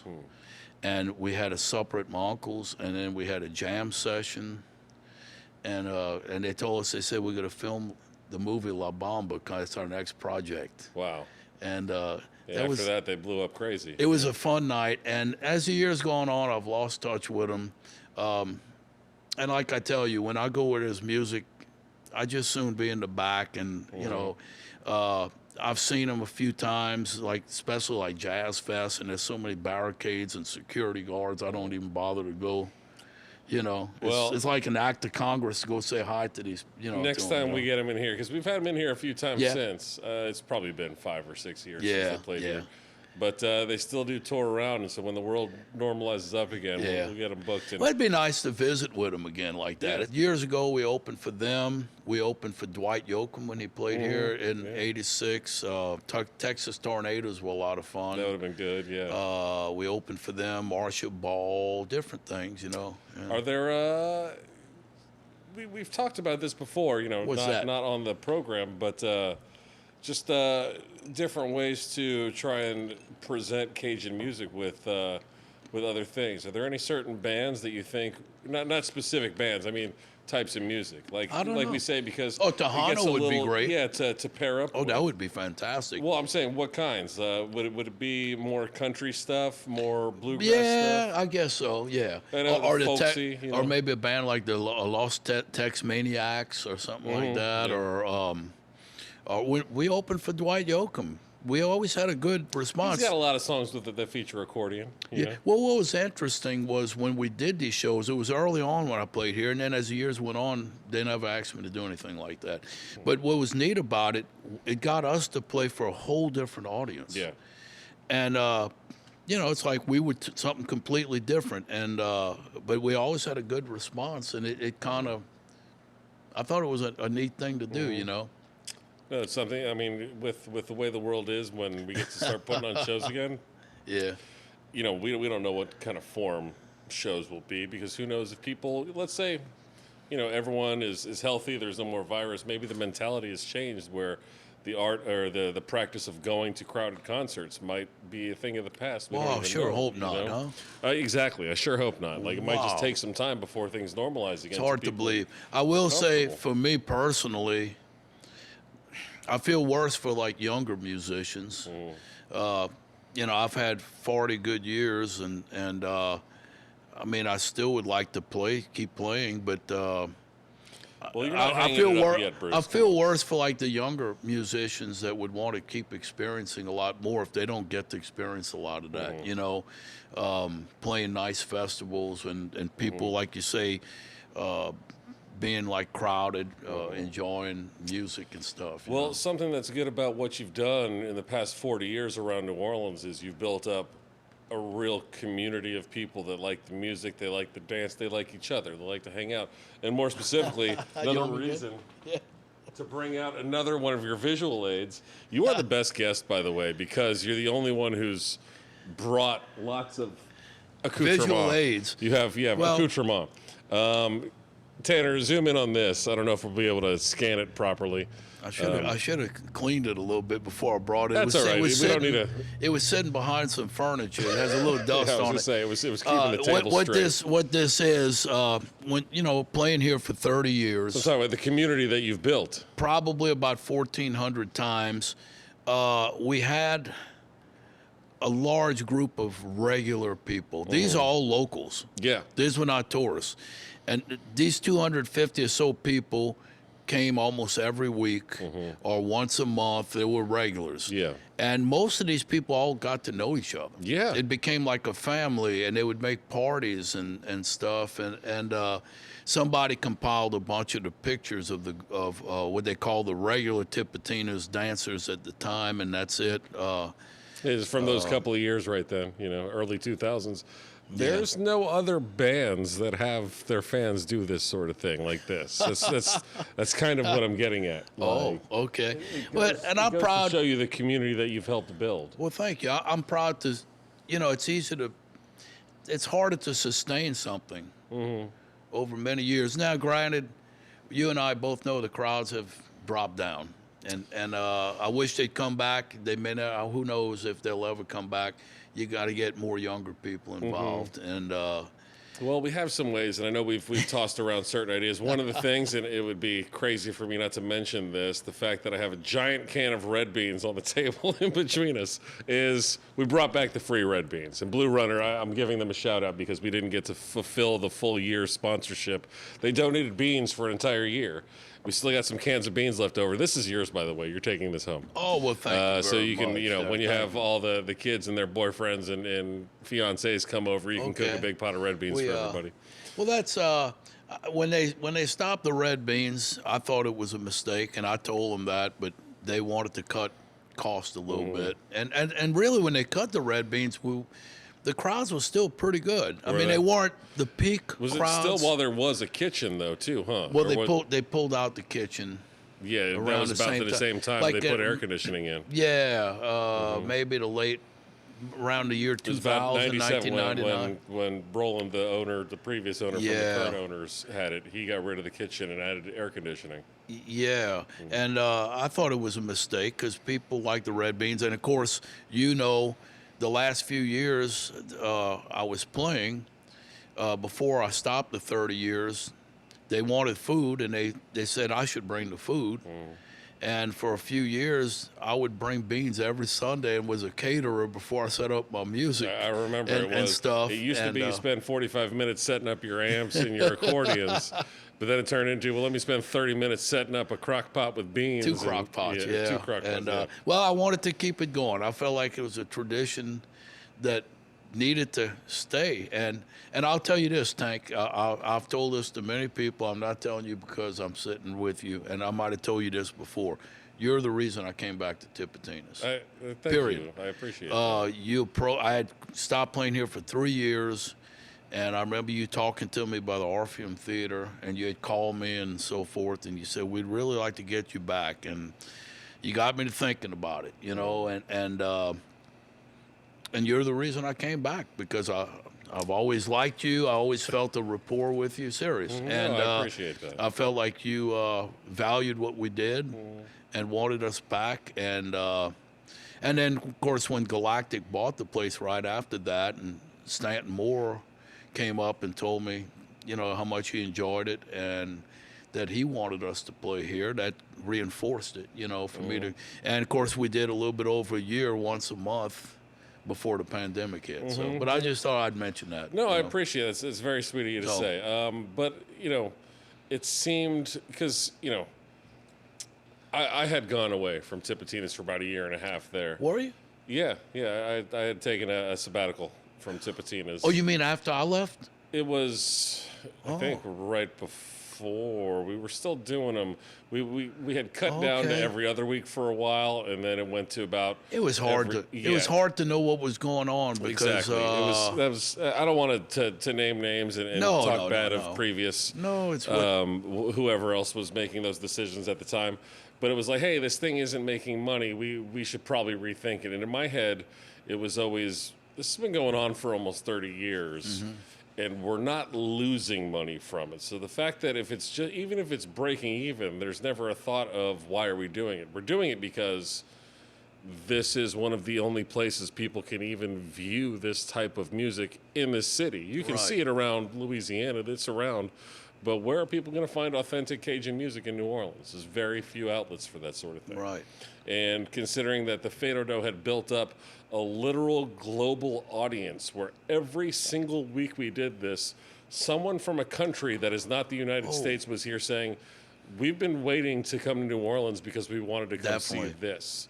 Like, maybe it wasn't the most profitable or popular thing, but it has something. Well, one thing that was always interesting about our 30 years here was somebody, let's say 2012 or 2013 or whatever it was, somebody come here and said, you're still here. We saw you in 1988 when we were here, 1994, 1992, and it was one of the best times we ever had in New Orleans. They have their kids with them now or something. And when we came back, they said, we definitely made this something that we wanted to do again, and we can't believe you're still. And then some of them would come say nothing's changed. It was like they'd see some of the same people. Yeah, it's Bucktown Mary. Bucktown Hey, Mary, Smitty, I remember and, you. and yeah. Smitty and all them people they saw him 25 years earlier, and I guess that would be odd, you know. And it was always nice to, you know, my mom and dad were here every week.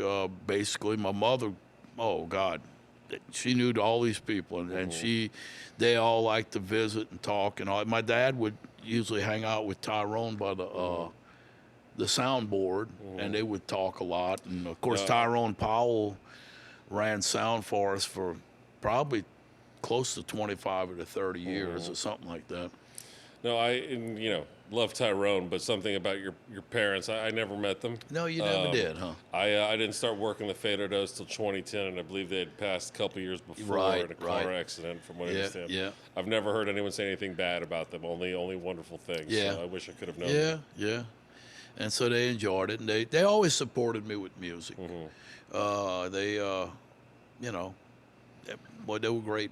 You know, and they love music, so. Well, it makes me feel good to say that I'm the reason that you came back, because That's quite true. honestly, it's one of those things where,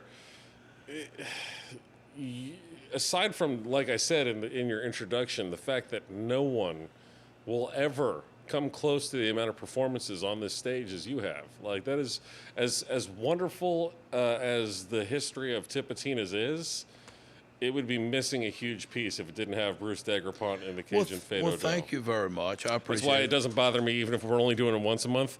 I'll cook a giant pot of red beans once a month to give away for people. I know it annoys my wife every once in a while if I spend an entire Sunday cooking beans. Oh, yeah. But at the same time, it it's not that big of a deal. Well, it doesn't kill me to spend 4 or 5 hours cooking something Well, that you know, I enjoy eating. You know, I mean, when we came back, you know, y'all were helping us, and the crowds were picking up again. well, you know, exactly. That's and kind of one of the crappy things about the pandemic. what has happened with this pandemic, because It'd be like starting over. well, Yeah. we were already starting over at the end of 2018 when Galactic bought the joint. Yeah. To think that, Oh, like, God. hey, man, we had just put in about a little over a year with new owners. So, like, that whole first year of getting our legs back underneath us, having to basically start a lot of things over. I mean, not start a lot of things over, but, like, just having new ownership at a place that has a heritage like this, there's a lot of bits and pieces to make sure that are all in place so that things can run smoothly. Yeah. It takes about a year for a new business to do that sort of thing, and we were still just having getting those there. pains. We had just finally started to hit a groove. We were 1 year in, and the bottom dropped out. And it was like, man, these guys ain't millionaires. They threw themselves millions of dollars in debt so they could buy this place. And so now they can't tour and earn money, and, you know, we can't be open and earn money. Wow. So it's just one of those things where everything that we had been doing had finally been growing to a place where we had all pictured, we knew this can get bigger and bigger and bigger. We're finally making those positive steps with the new ownership. And the Fado Do was very much a part of that. We were getting concierges to start sending their hotel guests up here, and that was another big part. Well, it started to get pretty good crowds again. Exactly. It was, you know, not like the peak years, but it was a big upgrade over the last several years I played here. It was coming back. I still believe it can come back Oh, it because could. of how unique it is what you do. Like we said, no one is there anyone that's recorded, written as many original Cajun songs as you? Not that I know of. Exactly. You know, Aside mean- from your history of playing Tipitinas for so long. But you know, the odd part with new Cajun songs is that for the most part, it's a very undervalued thing. I have always strived to write new songs and play them in addition to the old songs, both. But your songs have started to become Cajun standards now. Well, hopefully, maybe a few here and there, you know. Well, if you look up some of them, there's a couple that pop right. Like Nunk Willie is yeah. probably one of those songs that has transcended. It's like, oh, this song hasn't been around for 100 years. You know, That's the whole idea, that you try to Yeah. write something that sounds like it could be older. My song Disco e Fado Do, that one, there are many versions that have been recorded by French Canadians. Are you getting royalties on all these? I have no idea. You got to get yourself a music lawyer. Yeah, but well, I don't know. It's hard to explain. You know, at one point I had a well-known French-Canadian singer, Edith Butler, recorded like about a half dozen of my songs, and I mean she's very well known in French Canada, and it's like I never got anything for a few years, and then we looked into it. Of course, Edith and her manager said, "Oh, we paid, and everything." Finally, I ended up getting paid, but you got one group of people takes 25%, another group takes 5%. Then it comes to the United States, and another group takes 25%, 5%. By the time you get it, it's about 1/3 what it initially was. Yeah. As far as the disco fado, there are many versions that have been recorded. And I'm proud of the song. I've seen even karaoke versions on the internet, and stuff like that. And it's kind of neat when you hear some of your stuff and you're in the middle of it, nobody knows who you are. Walking through a festival and my song's blaring, somebody else's version of it is blaring through the loudspeakers, and people are singing all around, and they know your song, and you're standing there and you're thinking like, these people have no idea I wrote that song. Or I remember one time I was in, I've done a lot of TV shows in Canada. Okay. As a special guest. Really good TV shows, national TV shows. Like in the United States, years ago, we had music shows. Johnny Cash had a TV show, and he'd have musical guests. Glenn Campbell had a TV show. You had the Midnight Special and all that stuff. Tons of stuff.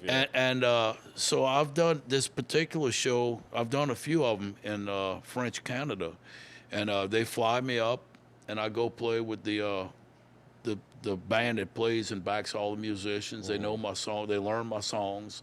I've been doing these shows for 30 years now, and at some point I need to maybe put them out there for people to see.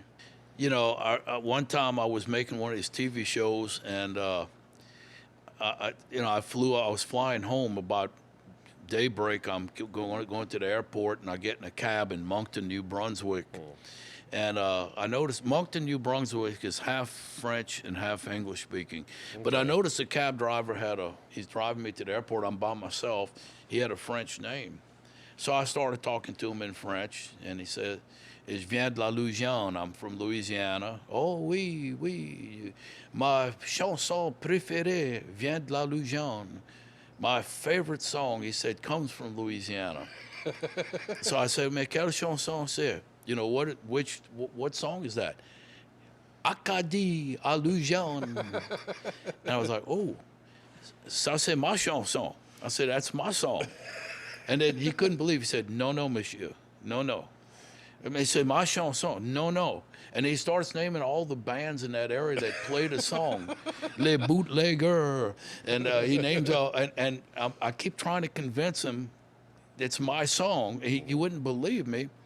And I'm thinking to myself, how am I going to tell this story when I get home to my wife and my family, That's pretty funny. Yeah. So finally, when he drops me off at the airport, I get my luggage out, and I grab one of my CDs, and "Je te donne ça," "I'll give you that," I said. And when he saw the name, Bruce Daigrepont, oh, then he was like, then he recognized, Or it's funny, like I remember playing on Bourbon Street a few years ago, and this happened quite a few times. But like one time, there was this couple from Switzerland.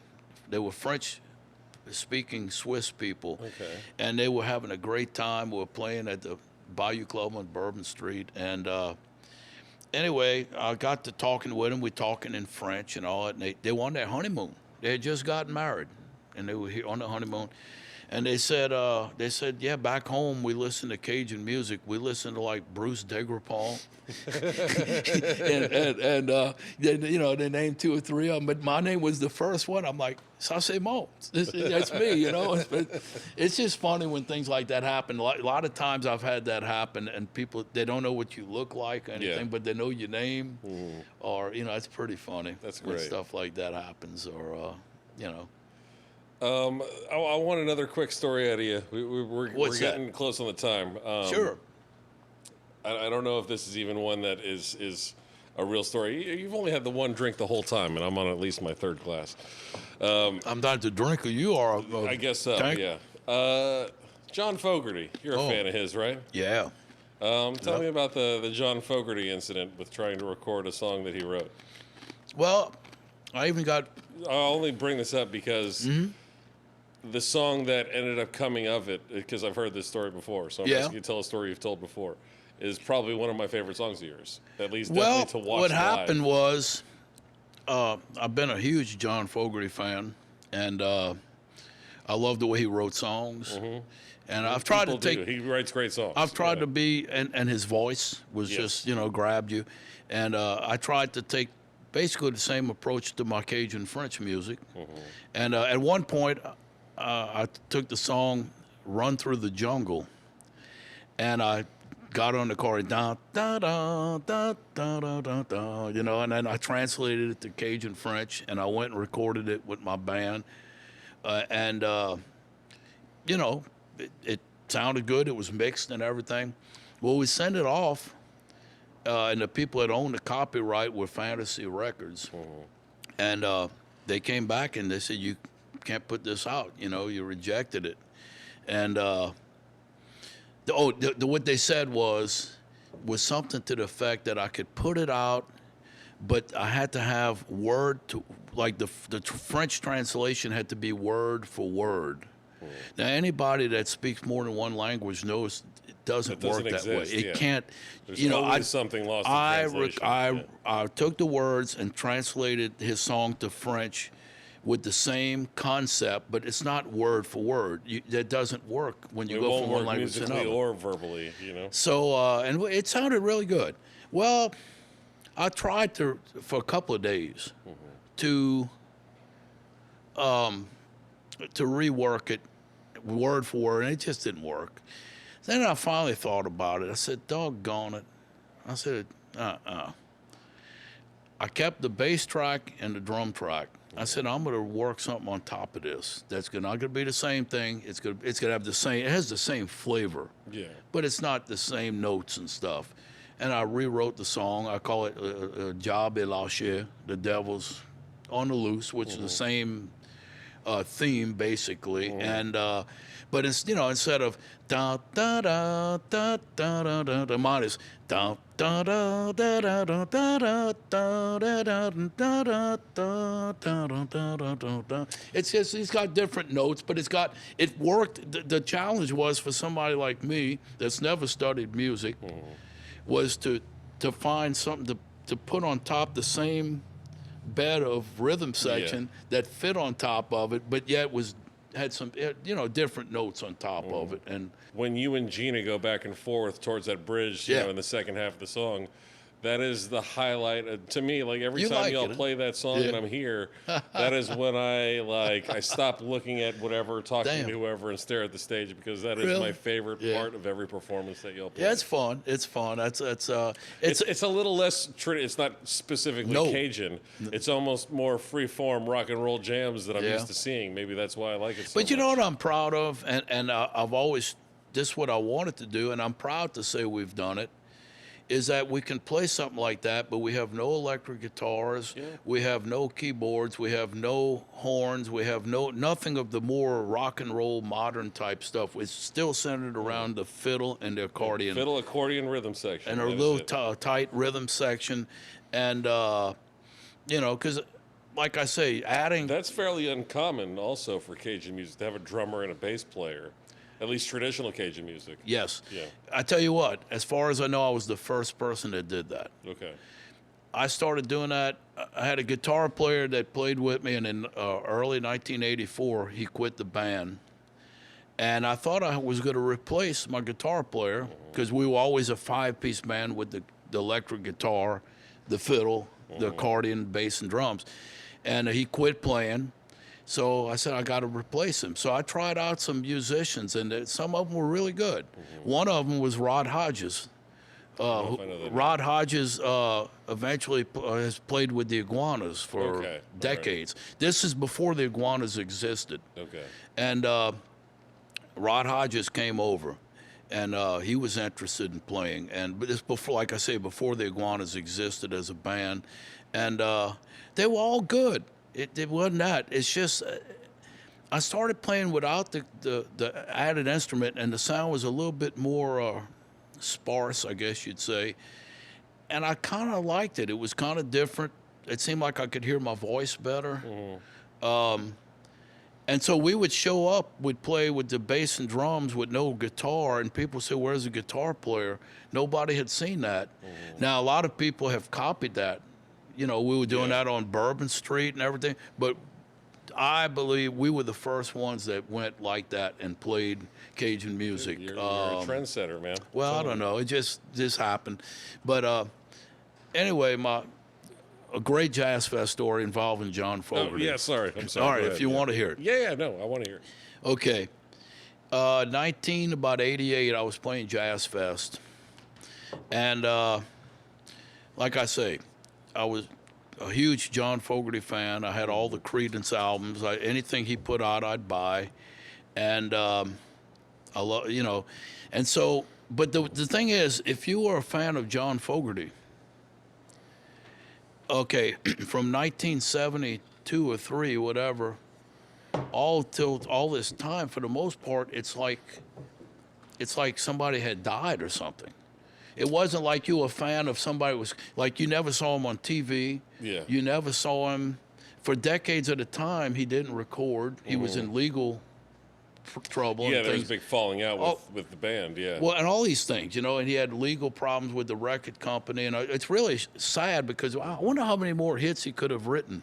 Probably a lot. You know, but he's had a great ending. I mean, with his family and his music in the last 20 or so years. Yeah, he actually celebrated his anniversary here. At Tips? Yeah, random. Well, must have been 8 or 9 years ago. We just last minute. We had sorry to cut off. No, your story. I'll tell you this story. But Eric Lindell was playing a show, and we were only expecting a couple hundred people. We only had the downstairs ready to open, and he called. You know, someone called on behalf of his manager, whatever. Hey, John Fogerty's in town. Him and his wife have a party for 50 people. Wow. Can they rent the upstairs? Perfect. We're not using the upstairs. So he had a small anniversary party with his wife, and agreed to sit in and play 3 songs with Eric Lindell's band. Yeah. So they were pretty great. So my story is this. So here I am idolizing this guy. I used to sing all his songs and Yeah, you were playing guitar in the 70s. You probably learned some Creedence tunes, I'd sing you know? Born on the Bayou, all them songs and all that. I'd go to parties. I had a John Fogerty songbook that was I still have it. It's falling apart. It's You obviously keep everything if you have receipts from when you bought Los Lobos dinner. well, I've been shredding stuff since COVID. Oh, yeah, you started my wife's downsizing giving your me attic box and of stuff everything to else. shred. I think I kept the one for Lobos, but All right. but I've shredded our tax returns and all. So anyway, I've been idolizing this guy for 15, 20 years. Never seen him on television, nothing, you know, this and that. So my cousin, Michael Dupuy, he became a Fogerty fan through me. Now, he's like 18 years old this time. He's just in high school, you know. Okay. Well, okay, I'm playing on this particular stage right here. We there about an hour ahead of time. There's a band playing up there. I arrive. I'm looking at the band playing right before us. They just getting started. My cousin was there right before me. He sees John Fogerty in the audience with his wife. He sees him. So my cousin goes up there. He goes up to John Fogerty. He says, "Are you John?" And he tells me, John says, "Yes, I am." And then my cousin, he's like this kid, "I didn't expect to see you here." And he says, John Fogerty answered, he said, "I didn't expect to see you here either." and then my cousin said, well, he said, Creedence, he said, Creedence, you know, Clearwater Revival, the best rock and roll band ever. And he said, Fogerty answered him, he said, "Thank you very much, but I've heard better," or something to that effect, okay? And that was their conversation. Yeah. And So I arrive about 5 minutes later after this, and my cousin comes, Michael. He said, John Fogerty's here. Now you got to realize I've been singing this guy's songs, playing his records for decades, never seen him or anything. And sure enough, I look, and about 20 feet away from me, he's standing there. I said, that's him. So I'm thinking, what should I do? It's kind of weird because I'm not a crazed idiot. I'm a musician. Yeah. You know, I'm sincere. I'm not some fake guy that's going to go up there and, you know, tell you all kind of stuff. Yeah. I'm not trying to get anything from you, anything. I just want to, you know. So I'm shy in that sense. So finally I'm thinking, well, you know what? If I don't go say anything, I'll regret this. I don't know if I'll ever see this man again. Yeah. So I go up to him and I say, are you John? Yes, I am. Okay.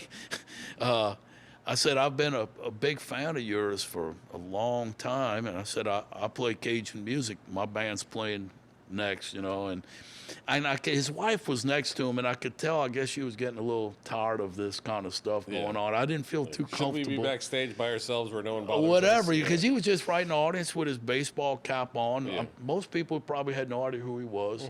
So I said, I'm a big fan. I said, I've loved your music for years and this and that. And I have a Cajun band. We're playing next on the stage. He said, oh, yeah, you know.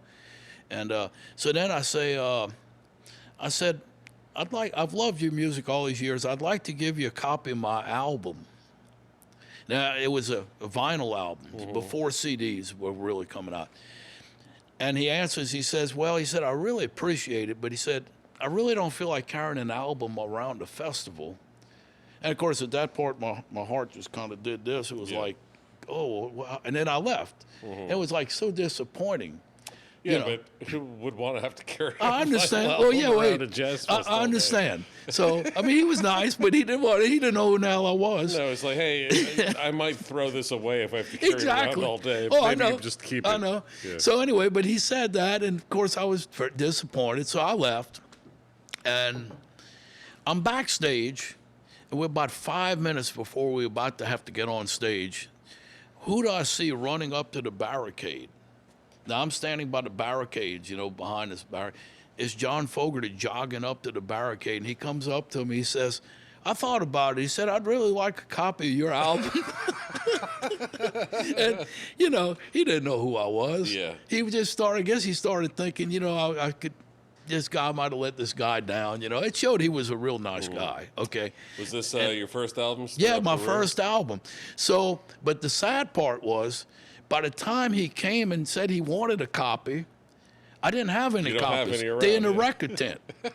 And I didn't have time to run to the record tent to get it for him. So it ended like that. But it made me feel a little better because he showed it. It's like I thought to myself, he's really a nice person, you know.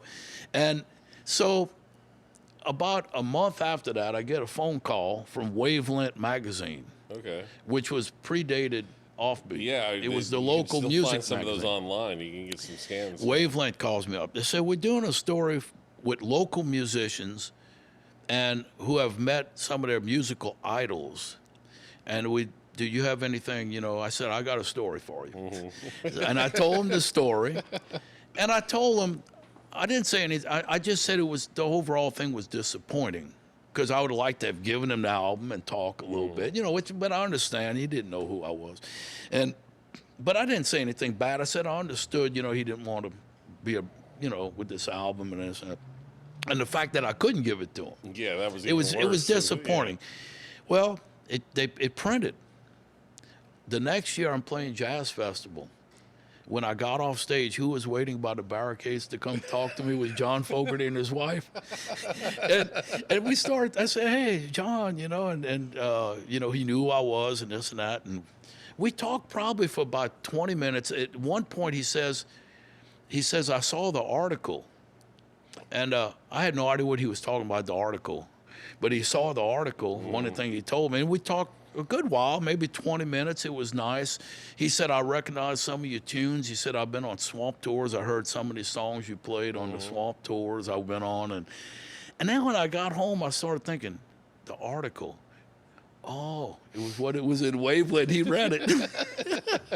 But I didn't say. Look, I think he's great. You know, and when you know his history and how he's had a triumphant 20 plus years now since he started playing again. Yeah. After what he went through. Yeah. It's really fantastic to see, and I think he's gotten way more respect that he deserves in the last few years than he got all through his career prior to that. Well, I mean, You maybe know? I'm just of a generation where, to me, he was always kind of, when I was a little kid, I would have had no comprehension of legal issues that he was fighting through. Yeah. But to me, like, he's just always been at the tops. So I Really? wouldn't know. Yeah. Yeah, but I've always found, like, they mention the tops, they mention all these other people who don't most time have any near the list of songs that he wrote. Yeah, exactly. And a lot of times he's never mentioned. I've always thought he was very underrated. We end these normally the same way, but before we end, I do want to pull this out. I know you made mention of this. You don't want to cover up. Yeah. We were talking about the Tipitina's Record Club. Okay. This is not part of the Tipitina's Record Club, but more specifically, Tanner Logan, our camera and lighting expert, who is upstairs right now and can hear us and see us and controlling the cameras, went out and picked up this right here. This is your second album. Yeah. Quarter Cajuns. When was this released? 89? 89. 89. 88. Pick this up. Available for sale in certain places. He wanted you to sign it because we're going to put it up in a little case up in the office. And I have a fancy Sharpie that'll Be work happy on to this. sign it. For sure. I tell you, that cover is so dark, there's hardly any place to cover it. Well, that's why I have a silver Sharpie, so you can just sign it right here on the black part. That looks great. Yeah, let me there you do go. that. Let's see. We're going to add this to the collection. Oh, my God. I don't know. Make it out to put something French on there, I guess. I don't On know. French? Let's see. Yeah, sign your name in French. Yeah, but Well, it's the same in French as English. Well, that's the joke. That's the joke. I wanted to make sure we do that before we do the closing thing. Tanner, you're welcome, buddy. Allons garder le cœur des Cajuns. What does that mean? Let's keep the heart of the Cajuns. That's okay. I was going to say, I know what Quarter The song Cœur des Cajuns means heart of the Cajuns, and it talks about how, when I wrote the song, basically how through our music we keeping a lot of our traditions alive. The young and old dancing together, danser ensemble, les vieux et les jeunes, and so forth. So it's. Well, that's why we're going to do not just the volume 2. Like I said, we're going to come up with something to film, record, produce here. To help, to help this carry on. Like you said, it's the audience is getting smaller. I don't think the interest has really gone down. I think people just don't realize where they can access this sort of thing. Maybe so. It's hard to because say. There's so few people that are still doing what you do. So I'm just sort of proud to say, even though the crowd's gone down, I stick with what I love. I'm not chasing big success or anything. It's my heritage, it's my culture, and it is what it is. Well, I think that you deserve more appreciation for what you have put in. Well, so we're going to wrap it up. Sorry, we're right. going to get towards the end here. We usually end these talking about food, and I happen to know for a fact that your favorite food is rice and gravy. Yeah. I've heard you say it many times before. But Real we're not going Cajun. to talk about rice and gravy. We're going to talk about po' boys. Po' boys. And only because out of the reason why we do it is kind of silly. Stanton Moore, who you mentioned earlier, has a po' boy, a signature po' boy over at Guy's Po' Boys on Magazine. Not that far from here. I've been there. Not it's called lately. The Bomb. It's a really good po' boy. But I want to find out what is the Bruce Daigrepont signature po' boy. And we'll call it the Coeur de Cajun. Coeur de Cajun. I don't know what you want to call favorite po' boy? I don't know.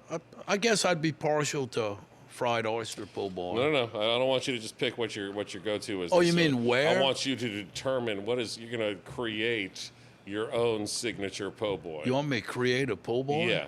Maybe it's a rice and gravy po' boy. Have you ever had that? No, never did. And of course, where my family's from, we're from the cochon de lait country. Yeah. But I see in recent years now, you go to Jazz Fest, they have cochon de lait po' boys and stuff. They do. Which, They have it's not the Krabby traditional Jacks, way. Yeah. They have it there. It could be a kosher delay, but I would want something special, something that makes it uniquely. God, I don't know. Reese's. I mean, you put me on the spot, Hank. Hank. I'll Yeah. call you Hank. Sorry, a lot of people like do it. You put me on the spot. I'm not sure what to, I'm what sorry. to make You of should have po' watched boy. that one episode that you watched. I all the didn't way to the finish. end I to didn't find out. finish. Yeah, you should have finished the one episode you did for research on And this. he probably come up with something good, didn't he? Yeah, I mean, it was a little strange. What would be a good po' boy? Well, of course, I love fried oysters, but you don't want nothing No, I want something special, something unique. special. God, dog it. You It could, got it me. could have fried oysters in it. What else would you add to it? Would you ever combine it with any other seafoods I or don't. anything? Yeah, well, yeah, that would be pretty easy to put oysters and shrimp and combination. But I mean, what? oysters and boudin on French bread, I don't know how that That would could go. work. Or make Or say like baked duck. chop up some crackling into more of a gratin or whatever you call it. gratin. The real tiny crackling. A gratin, but you'd have to. You wouldn't put a whole crackling gratin No, that's what on I'm a saying. po' The boy. little bits. And, You man, sprinkle you got it to in there. when you eat cracklings too. You got to be. You bite into that too hard, you might crack some of your teeth. You know. Yeah. We'll let it soak up some of that I don't cochon know. delay. How about oyster with some boudin? All right, that's doable. Oysters, boudin. Maybe throw some hog head cheese on top. Interesting. No one's thrown that out there. What would you call this? Oh God. Let me see. Let me Is think there a of a good French word name. for Let me see. a kitchen sink like that? Mille. 2 mille, all mixed up, or That's pretty good. uh, You all mixed up, po' boy? I guess so. 2 mille, po' boy. All right, you're gonna I have to don't write know. that out so we can have Nick put it up there. I guess I don't know. I should have watched the thing. You I shoulda could have come You said prepared. you watched one, but you only watched the first half. I So didn't finish the whole thing. That's okay. I can't stay up that late at night. So It's on YouTube, man. You watch, well, I watch it on the started at toilet. night. It's okay. It's okay. Don't worry. You're not going to leave empty-handed, though. Thank you again. Thank you look. so much. Seriously, like Sure. all the nice things said back and forth. I can't give you enough compliments. Well, thank you. On your importance to not just Tipitina specifically, but to New Orleans. I music hope in general. you enjoyed the conversation and. I did, and that's just it. Like, I'm cutting this off for the mere fact that we could just go on and on and on. Because All right. again, we haven't even. We didn't go touched on through all your more notes? than half the stuff that I wanted to bring up. I had plenty other things to bring up. Oh. But no one leaves empty-handed. Again, something you also missed when you don't What make it is to the this? end. You are the recipient of a certificate suitable for framing. So congratulations. Oh, okay. You might want to put your glasses on because I want you to go ahead and read that Right. certificate suitable for framing. Certificate from person. All right. Broadcast. We hereby certify that you, Bruce Daigrepont, are officially awesome for being interviewed on this day, February 19th, 2021, for absolutely no monetary compensation. Oh, I thought y'all were paying me. No, not my in dollars. Don't worry. Oh, my God. Okay, I was my agent told me you were paying me. Your agent, Yeah. Sue is your agent. She's Yeah. doing a terrible job. Yeah.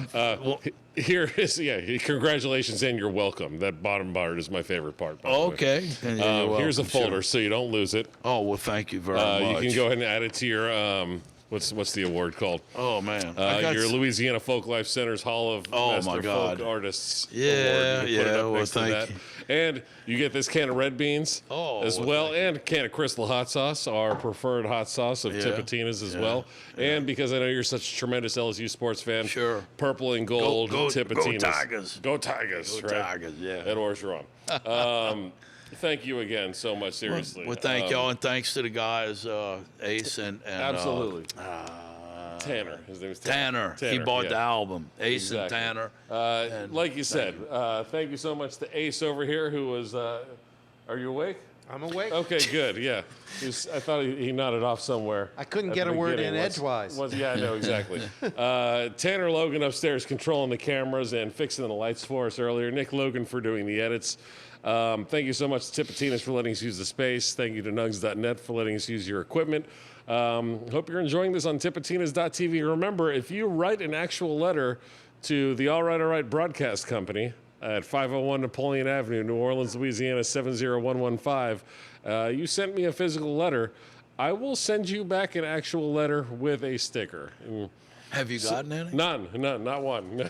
I know everybody one. does emails and stuff. Yeah, we've gotten emails. We've gotten emails, like the one I read at the beginning.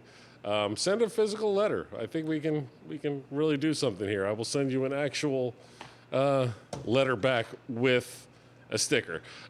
Seriously, Bruce, thank you so much. I can't say it enough times. Same here. How much I appreciate you coming in y'all here so much. and everything they've done. And yeah, here's to the future. We'll do plenty more Fado-Dos. You are a part of this club's history. Well, and thank you. We'll keep it going best we can. Thank you so much. Merci beaucoup. You're welcome, Buku. Yeah.